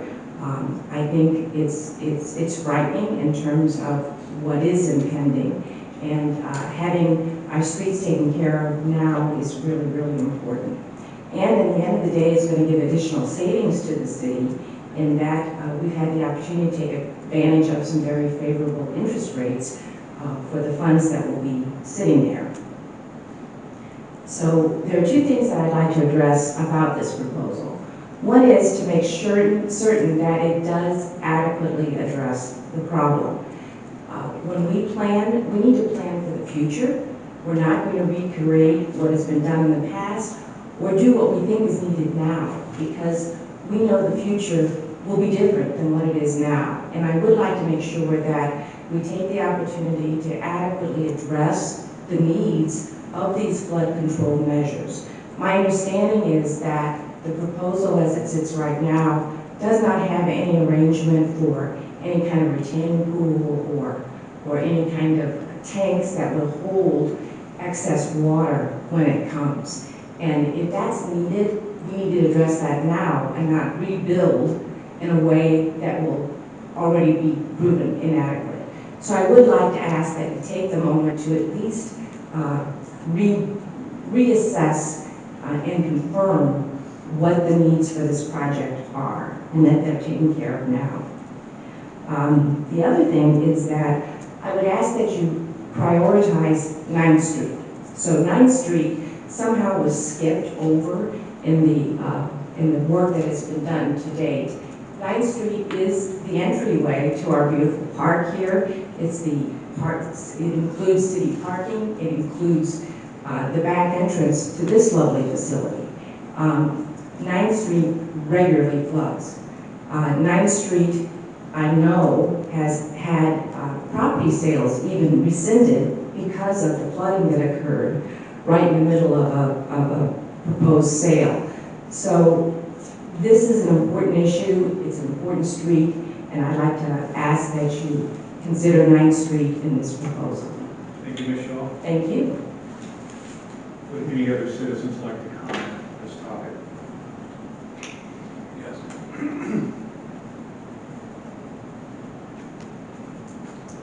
Hello, my name is Fritz Will, 905 Harbor Drive, and I can just say the same thing that Kim just said. It's really necessary. I tried for 2 years to find an answer of why 9th Street was skipped in the first place, and then what happened to 8th and 7th Streets? What have you found out? Is it still flooding? And I still don't know what you are really going to do to prevent the flooding.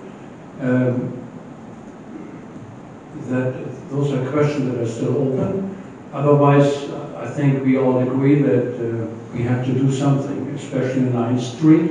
I live at the end of 9th Street, and every time there is a flood and people are trying to collect the bags, the sandbags, you know, all the trucks coming down the road, they flood my front yard.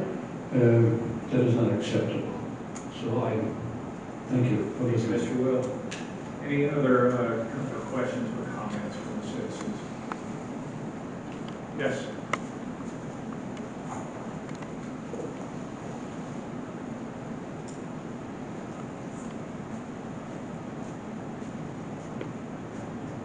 John Hance at 22nd Street. I happen to sit on the Citizens Advisory Committee, and I speak very highly of this proposal.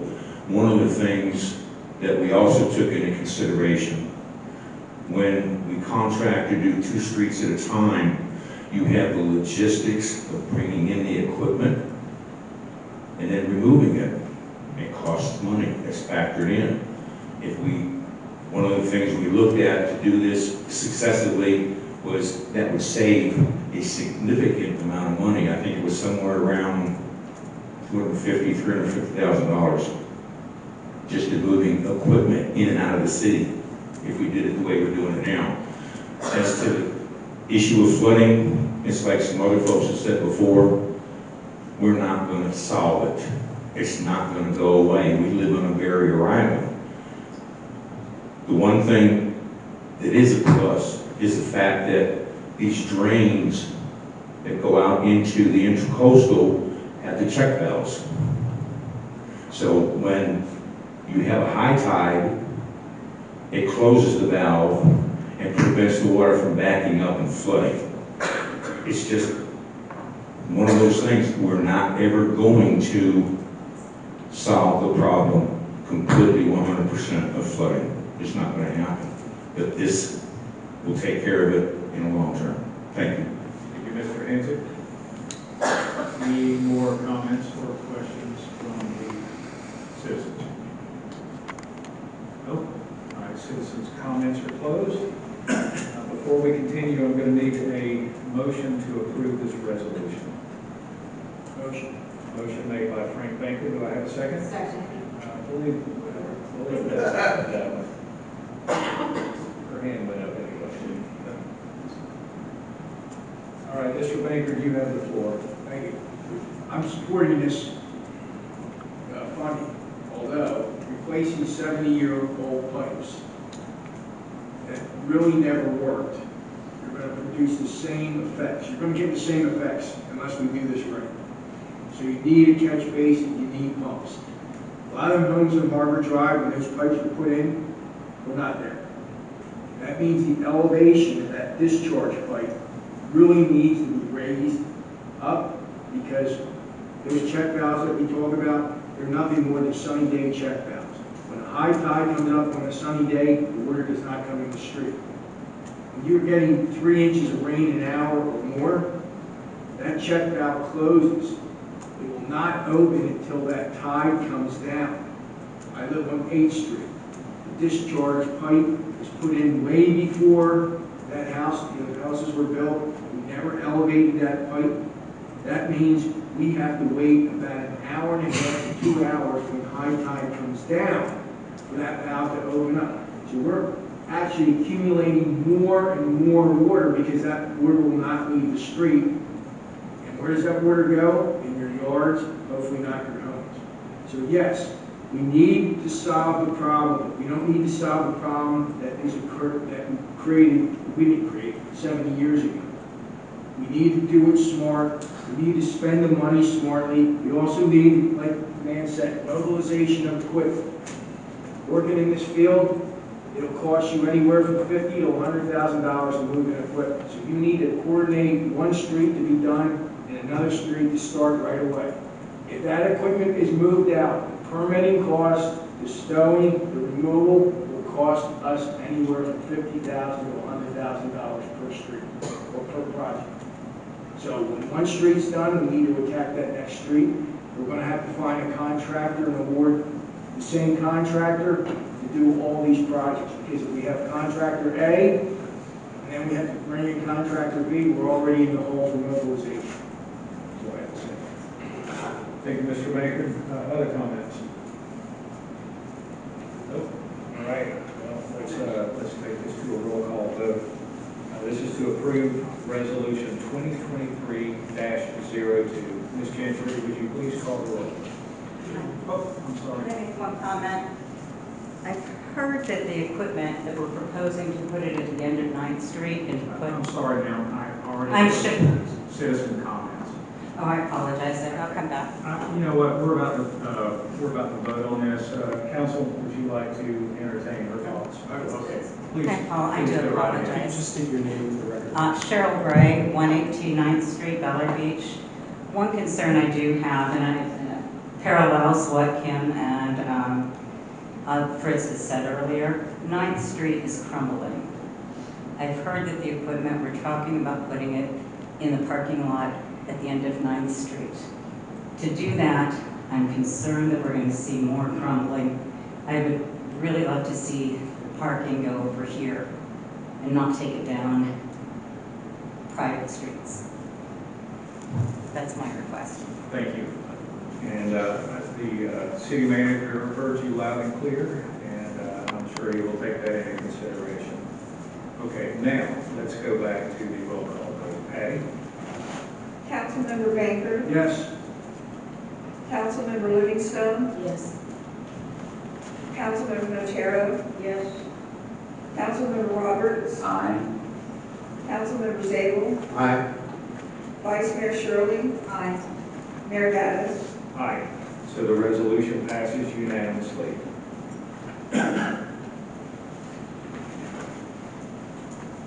All right, we are on to item number 17. This is for consideration of ordinance 23-02. Mr. Moore. Thank you, Mr. Mayor. This is ordinance 23-02 on the first reading. An ordinance of the City Council of the City of Bel Air Beach, Florida, amending section 58-38 fines and procedures to increase the fines associated with parking violations, providing for codification, severability, and for an effective date. This has been a reading ordinance 23-02 by title only on the first reading, Mr. Mayor. Thank you, Mr. Moore. Let's go to the citizens for comments on this ordinance. I see there are no citizens requesting to make comments. We will close citizen comments.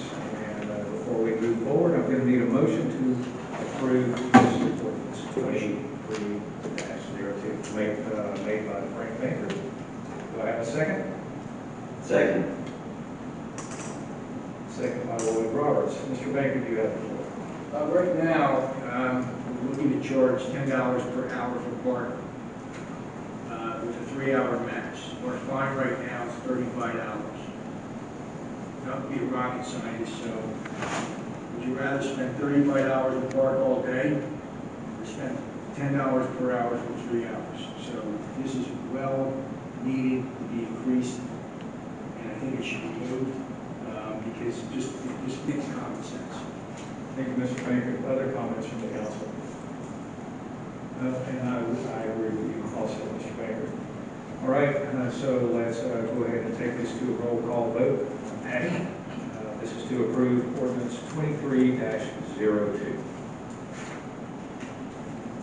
Councilmember Baker? Yes. Councilmember Livingstone? Yes. Councilmember Notaro? Yes. Councilmember Roberts? Aye. Councilmember Zabel? Aye.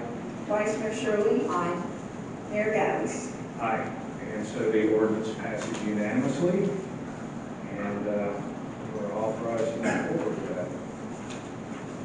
On the first reading, Mr. Mayor, it'll come back as second. That's right. I'm sorry. My bad. All right, so now we are on to item number 18. This is for authorization for the city manager to advertise for marina dock improvements. This was placed on the agenda by City Manager Riegler. Mr. Riegler, take it away. Thank you, Mayor. So over the years, we have our pilings and our docks facilities out at the marina. and it's been wearing out through the wave action saltwater naturally. We over probably, let's see, the last 10 years have been accumulating money for repair. So a little bit has been spent. The last time was after damage from Hurricane Irma. But prior to that, it was probably pre-2015, Dolphin Marine actually did an overhaul to the pilings at the marina. So we're getting to the point where it's due. We did a comprehensive inspection. There's 140 marina pilings. Not all of them are city maintained. 64 of them are the slip runners have actually installed for their boat lifts. So that is their responsibility to maintain them. The remaining 76 piles are the city's responsibilities. These function as tide poles, mooring poles, and the supports to the catwalks. The inspection shows where some of the pilings are fine, just need to be cleaned and wrapped. Others need to be completely replaced. And then there was a recommendation, you'll see blue squares, which is to do a concrete jacket. I think that decision was recommended basically because the pilings are located under the catwalk. So I'm requesting the authorization of City Council to go out to bid for the renovation that needs to take place at the marina. Like I said, we've had an accumulation of funding of $52,500. I'm expecting this project to cost somewhere between $30,000 and $35,000. I want to bid out two ways. One way is to do the 38 rewraps that were recommended, and then 38 complete replacements. So far, in doing research and talking to vendors, I think the replacement option is the better option. But I also wanted to explore the recommendation of concrete jackets, just to weigh out the two options. So that would be doing the 38 rewraps, 19 concrete jackets, and the 19 replacements. So yeah, I included the marina inspection report. Hopefully, I have time to look over it. And then the other thing is that once we get this bid out, we want to share this report to each slip runner and make sure that they're aware of the condition of their boat lift pilings. Thank you, Mr. Riefler. Before we continue, I would like to go to the citizens for comments on agenda item number 18. All right, citizen comments are closed, and now we're back to the council. Council, would like to speak on this? Yes, Mr. Roberts. I just wanted to ask a question. Can you explain to me what a concrete jacket is? They form around it, I guess, pump out the water and form concrete around the piling. What I've heard. Existing wood piling? Existing wood piling. So as we know, concrete does absorb the water. So it provides some protection to that piling, but I feel the brand new pressure treated replacement is probably the better option. I just wanted to explore both. Thank you. Mr. Roberts. So what's the anticipated life expectancy of a replacement versus a rewrap? That's information that I want to get. I do not have that yet. Okay. And do we know the cost difference between a replacement versus a clean and wrap? So clean and wrap, I believe the quote I got from the company that provided the inspection, I think was around $2,000 to $3,000 per piling, and then a complete replacement, I want to say was closer to $7,000, and then the concrete jacket was somewhere in between. Okay. But yeah, doing the rewraps, the cleaning of rewraps, it just provides another form of protection around it so that it gives a little bit more lifetime, the ones that aren't deteriorated. Okay.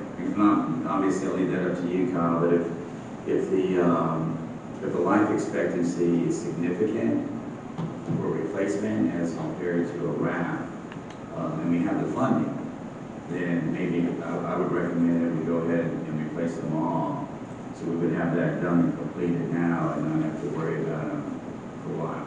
Yeah, that's how I feel. And then, if you do a replacement for the the ones that are recommended is concrete jacket, which are underneath the deck boards. You know, require a little extra labor of pulling some deck boards and detaching the hardware for the supports with them, but you know, it would be worth it if we extended the library. Okay, thanks.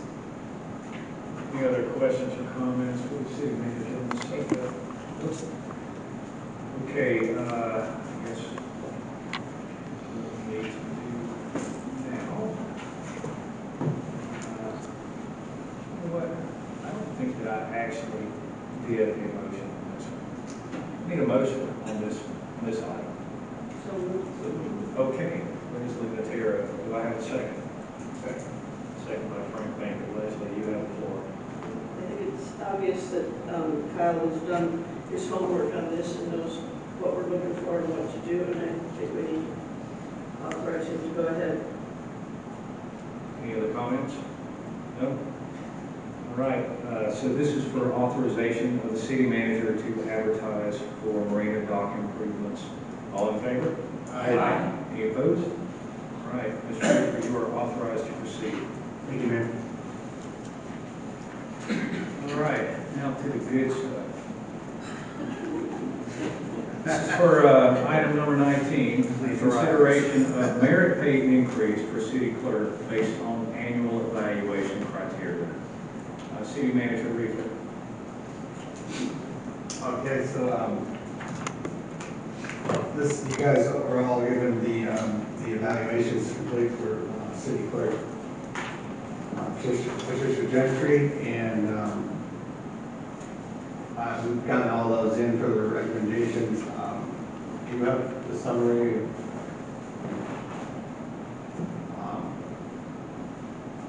I don't have the actual, everything. No summary, no.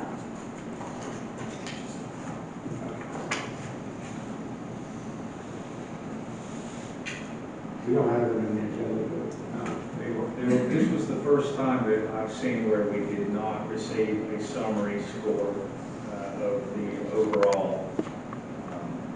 Just wasn't in the agenda pack. Is that data available?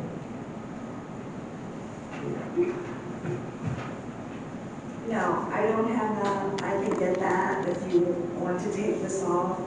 I'm still waiting for one evaluation. So do you want to take it off and I think it's fair that we are able to see all the scores and see how everyone rated you. That's fine. I hate to do that, but would someone like to motion table, or would you like to proceed? I will do that if we retro for pay from tonight. I think that's fair enough. Yeah, I think that's fair enough. I'll get all the evaluations together and put together a tabulation.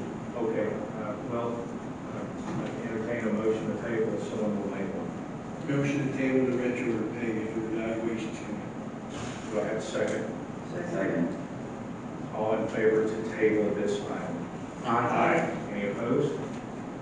Okay, we'll get this resolved next month, and hopefully we can have these maybe for the next work session, just so that we've got them and have ample time to review them.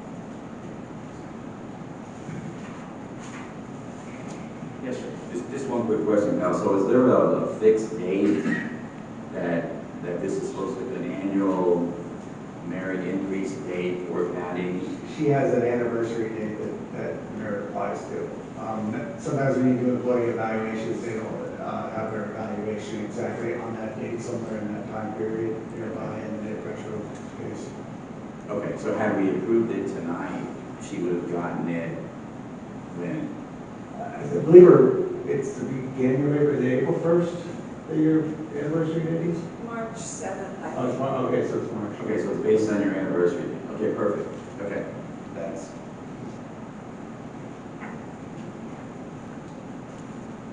Okay, let's not let that happen again.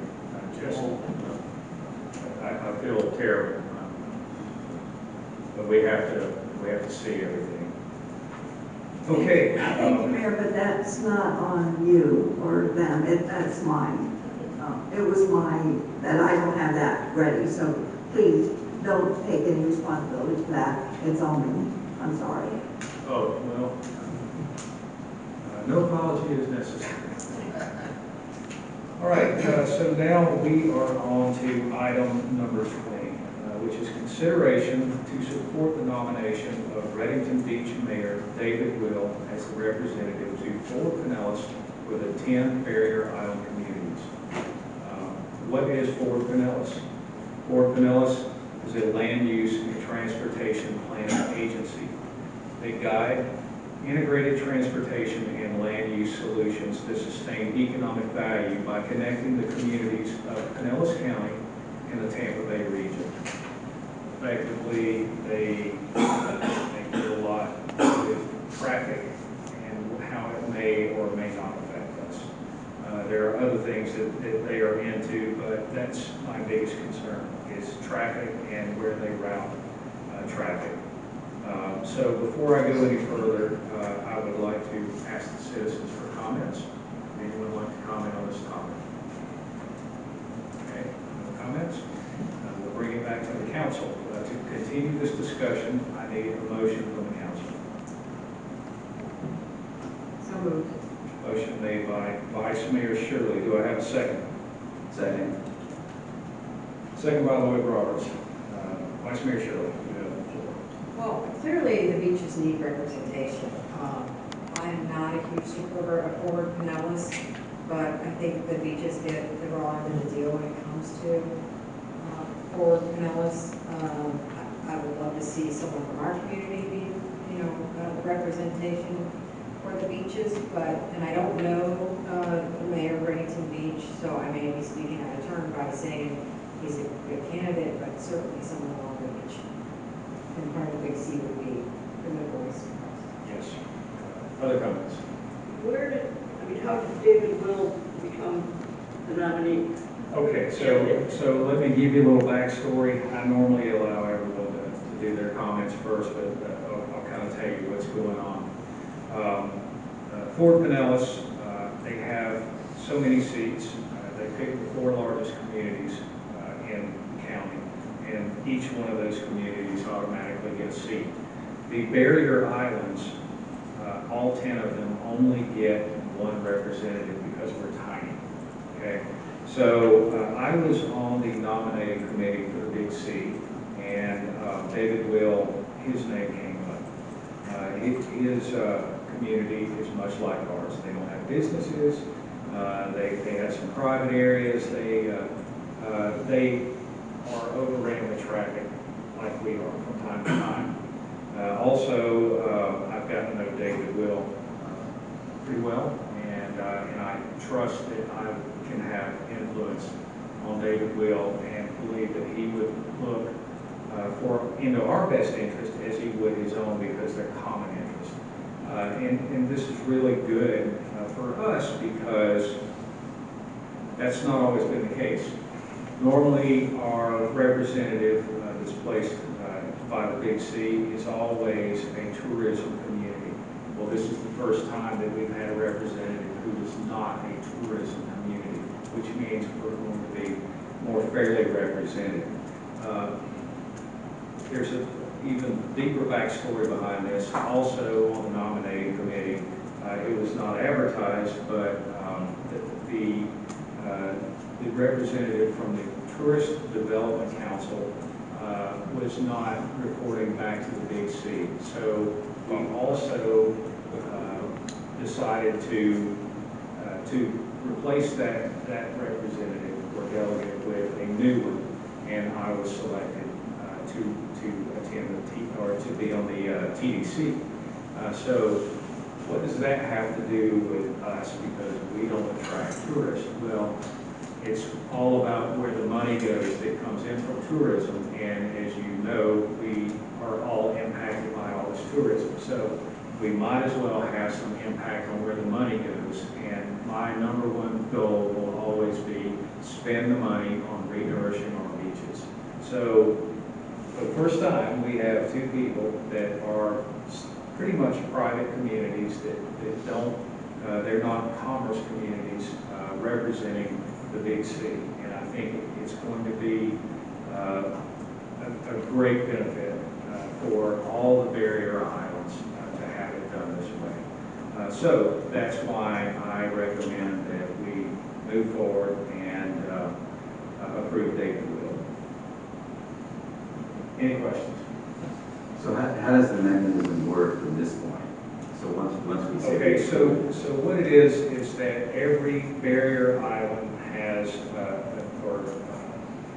Big C has delegates from each community, from each municipality.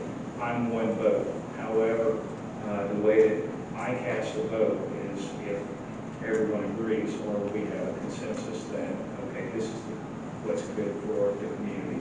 In this case, they're asking, they're going to call a vote at the next Big C meeting, and I will be casting an official vote representing Bel Air Beach in support of David Will, Mayor David Will. Any other questions or comments? No? Okay. Well, in that case, we need to take the vote. And I can do that very, very plainly just by saying all in favor. Aye. Aye. Aye. Any opposed? All right. So I will confirm our vote at the next Big C meeting. All right. Now we're on to item 21. There's a lot of these delegate votes tonight, so just bear with me as we get through them all. The next one is consideration of selecting council members as voting delegates, alternate voting delegate number 1 and alternate voting delegate number 2 for the Barrier Islands Government Council, known as the Big C. Do I have any citizens any comments from the citizens? No? All right, back to the council. Before I begin, I need a motion from the council to move forward with selecting council members for the Big C. So moved. Motion made by Lloyd Roberts. Second. Second by Mike Zeta. All right, so what we're going to do is we're going to do these one at a time. This is a consideration for selecting council members for, the first one is voting delegate, which is the role that I'm currently in. Do I have a nomination for voting delegate? Dave Jazz. Second. Okay, I have a second. All in favor? Aye. Any opposed? All right, thank you very much. All right, so now I need an alternate voting delegate. Do I have a nomination for alternate number 1? Okay, I would like to nominate Vice Mayor Shirley as alternate number 1. Second. Okay, all in favor? Aye. Any opposed? All right, congratulations, Vice Mayor. All right, I have an alternate 2 position. Do I have a nomination for alternate 2? So didn't we just do that? No, I think this is the second alternate. Okay, I have a motion for Leslie Matero. Do I have a second? Second. Second made by Frank Banter. All in favor? Aye. Any opposed? All right, congratulations. Councilmember Matero. So when will she be called upon to vote? In the event Mr. Mayor cannot. I would say probably never, but I mean, you never know. We could have the flu or something. All right, we're on to item number 22, consideration of selecting a council member as voting delegate for the Florida League of Cities. Let's go to citizens for comments. No citizen comments. They're probably ready to go home. All right, I need a motion on this item. So moved. All right, motion made by Jody Shirley. Do I have a second? Second. Second by Lloyd Roberts. Do I have a nomination for voting delegate for the Florida League of Cities? What is this job? What is the job of this? Florida League of Cities represents all of us, and occasionally we have, I think really we have 2 big events a year, and it's generally mayors. However, we are more than welcome to nominate anyone we'd like to. So with would someone like to make a I'd like to nomination? nominate Dave Gettis. Second. Okay, I have a second for Dave Gaddis. All in favor? Aye. Any opposed? All right, congratulations to me. Thank you very much. Now we're on to item number 23, consideration of selecting a council member to be our voting delegate for the Suncoast League of Cities. Citizens, they're shaking their head no. All right, I need someone to make a motion for voting delegate for the Suncoast League of Cities. So moved. Second. All right, and do I have a nomination for voting delegate? Nominate Mayor Dave Gettis. Second. All right, all in favor? Aye. Any opposed? All right, thank you very much. Okay, now we are on to item number 24, which is to authorize the city attorney to draft an ordinance to address section 38-87 of our city code to be presented and reviewed at our next work session. Would any citizens like to make a comment? They're shaking their heads quickly. Council, I need a motion to proceed on this. So moved. Motion made by Leslie Natero. Do I have a second? Second. Second by Jody Shirley. Councilmember Natero, you have the floor. I think it's pretty clear that we need to address this, and I don't think we will. Mayor, if I may. Please. Thank you. The issue that added to the agenda this evening concerns specifically section 38-87 of the city's code. This issue came up not because of some kind of enforcement action or controversial event that took place in the city, but rather in response to an advocacy group bringing this to the city's attention, which happens from time to time. I reviewed the code section at issue. What they've asserted in a roughly 4-page correspondence sent a week ago, today I believe is when we received it a week ago, is that the ordinance suffers various constitutional defects, being void for vagueness, and having content-based free speech limitations, an unnecessary limitation or unjustifiable under strict scrutiny analysis, restriction on freedom of association and freedom of assembly. They've asked that we respond to them by April 10th. I will not suggest to you that they are going to sit idly by and wait until April 10th to hear from us, as evidenced by their advocacy in the last few days in the form of press releases and otherwise. That said, having reviewed it, I agree that the ordinance suffers defects and needs revision. What those revisions look like, I'd like a moment to look at what the language presently says and where this community wishes to go. Reviewing the history of this, it looks like the language at issue, the language that is most at issue is 38-87 sub B, which reads that no permits shall be granted by the city manager for the conduct of any commercial, political, or organized event by any person, group, or organizer. That's not the only defective language, if you will, but the language that is most notable.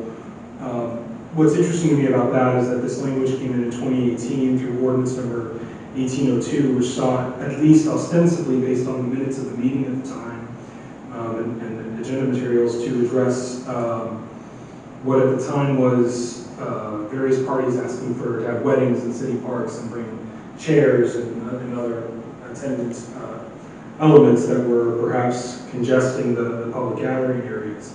I'm not sure how that issue morphed into that language, but that was what the ordinance said. Before that, the language came in, subpart A came in ordinance 0501 as part of an amendment to the city's code that was comprehensive in nature following the city's adoption of a city manager form of government.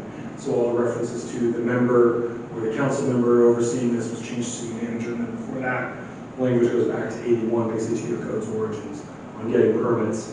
And so it's not uncommon to have ordinances requiring permits for larger gatherings or gatherings in certain places with some kind of rational relationship to ensuring that we don't have 5 people show, not 5 people, but 5 groups all agree to the same infrastructure at the same moment and create congestion or controversy that way. And so we can manage our resources, but we have to do so in a manner that is content neutral.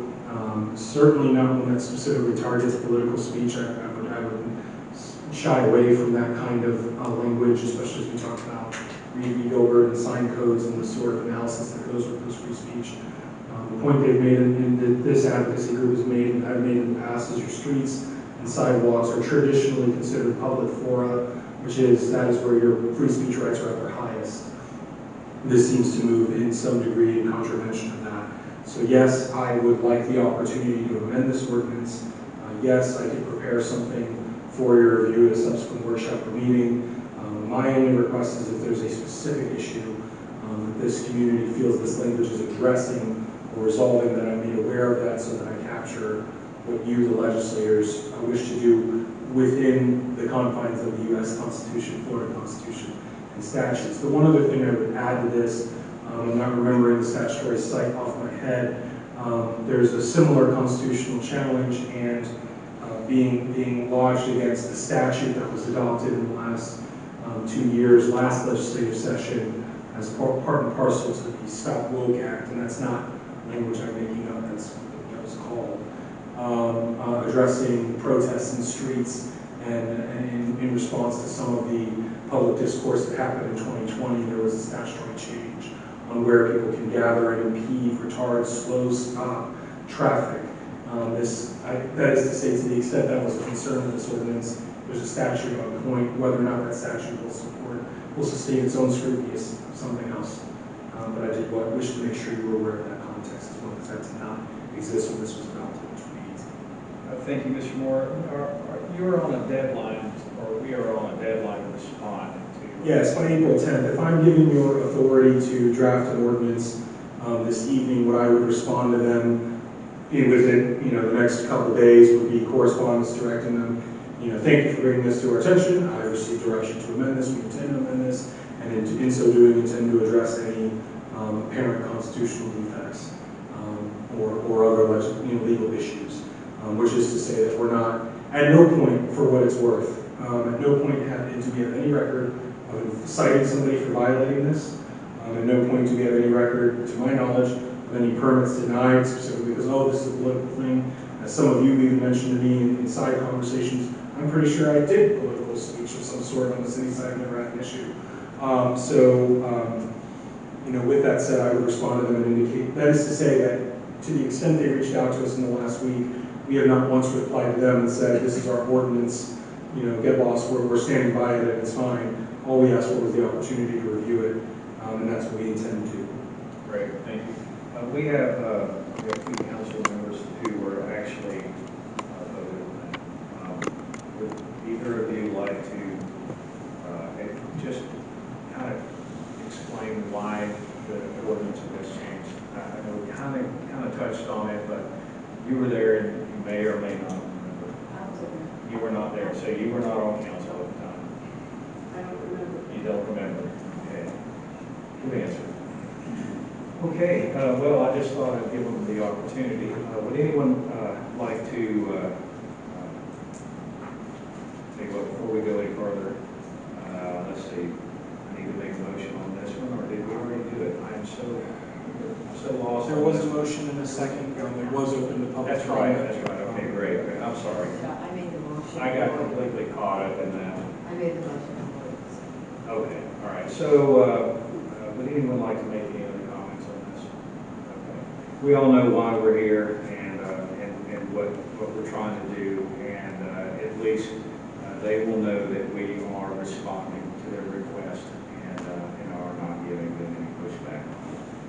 So, that being said, all in favor?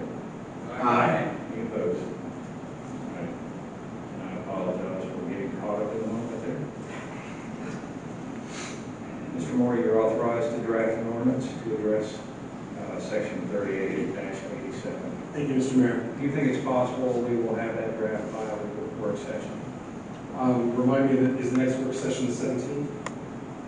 Mr. Weeks from today? Yeah, Monday, 2 weeks from today. Yeah, I think that's reasonable there. Thank you. Sorry to burden you with an extra one there. All right, now we are on to item 25, unfinished business. Any unfinished business? think most of the things that we've been discussing have already been covered, so we're good there. So now we're on to item number 26, which is City Council comments. This one, the advisory program has selected Councilmember Livingstone. Take it away. Thank you. I'm so surprised. No, thank you all for being here this evening. Thank you, Kyle, for everything that you do for the city, and Patty as well. We really appreciate you. And we're sorry that we weren't able to pass that on this evening, and we'll make sure that it gets taken care of next time. So,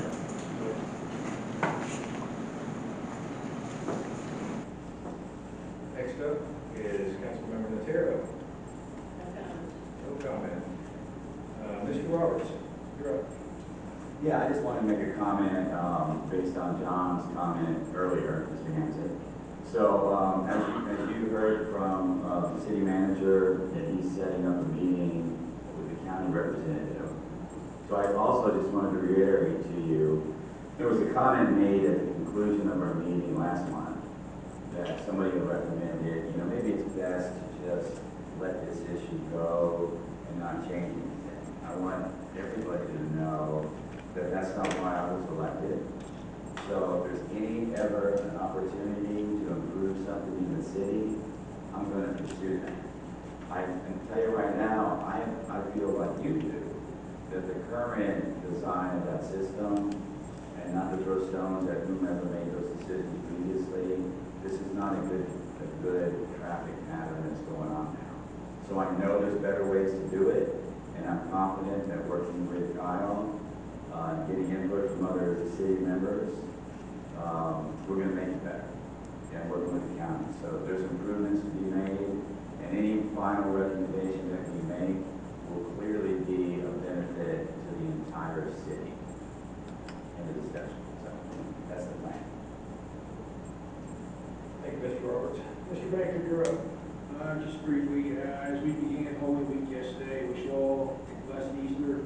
Pray that all Bel Air Beach residents appreciate this masterpiece of God by His grace and give Him all. Thank you, Mr. Baker. Nicely said. Mr. Zabel. This past month, we had a loss of a friend of many of us in the community and a family member of Joanne McIntyre. Just want to go with condolences to you, Mr. Mayor, Wendy Michael, and Mr. Bob McIntyre as well. She's a wonderful lady. And secondly, I know it's starting over time here, but a lot of you out there are still here with us.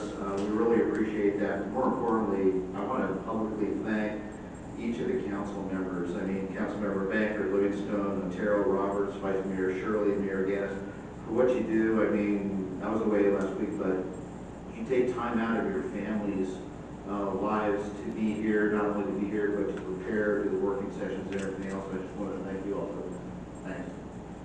Thank you, Mr. Zabel. Vice Mayor Shirley. So I'd just like to take a minute to thank a local nonprofit called Shepherd's Village. It's a single-family parenting program just over the bridge in Bella Bluffs. They sent a group of kids over here to City Hall from Indian Rocks School, Indian Rocks Christian School. It was their missions week, and they did quite a bit of landscape cleanup around City Hall. Kyle can tell us a little more about it, but there's quite a pile of debris that I got a photograph of that they did a really great job and helped, the community a bit. And then also I just want to thank all of our boards for giving us a quarterly report. It's nice to hear from everyone. I appreciate it. I appreciate everything that everyone's doing. A little disappointed we didn't hear from planning and zoning again. I know they have a project they're working on, so it would have been nice for them to show up to the meeting today. And thanks for hanging in there, guys. Appreciate it. Thank you, Ms. Shirley. All right, concerning beach nourishment, this month I was able to meet on different days with County Commissioner Chris LaValla and the Pinellas Public Works Director Kelly Levy. They're both on board with 100% funding if the Army Corps will not budge. County Commissioner Janet Long, Kelly Levy, and Indian Rocks Beach Mayor Cookie Kennedy met with Representative Luna who has confirmed that she will approach the Army Corps from an environmental impact perspective to see if she can gain any traction. So far, I've seen no evidence of any beyond let's just keep our fingers crossed. Mayor Kennedy seemed hopeful at the last Big C meeting, but my gut tells me that county funding and management are the only way that we will get sand anytime soon. If that happens, it will still take at least 2 years to complete the project. For the most part, I would say that I've received very little pushback. However, let's see what happens whenever whenever they finally give us a final, no, we're not going to do this, and you must get all your easements or else.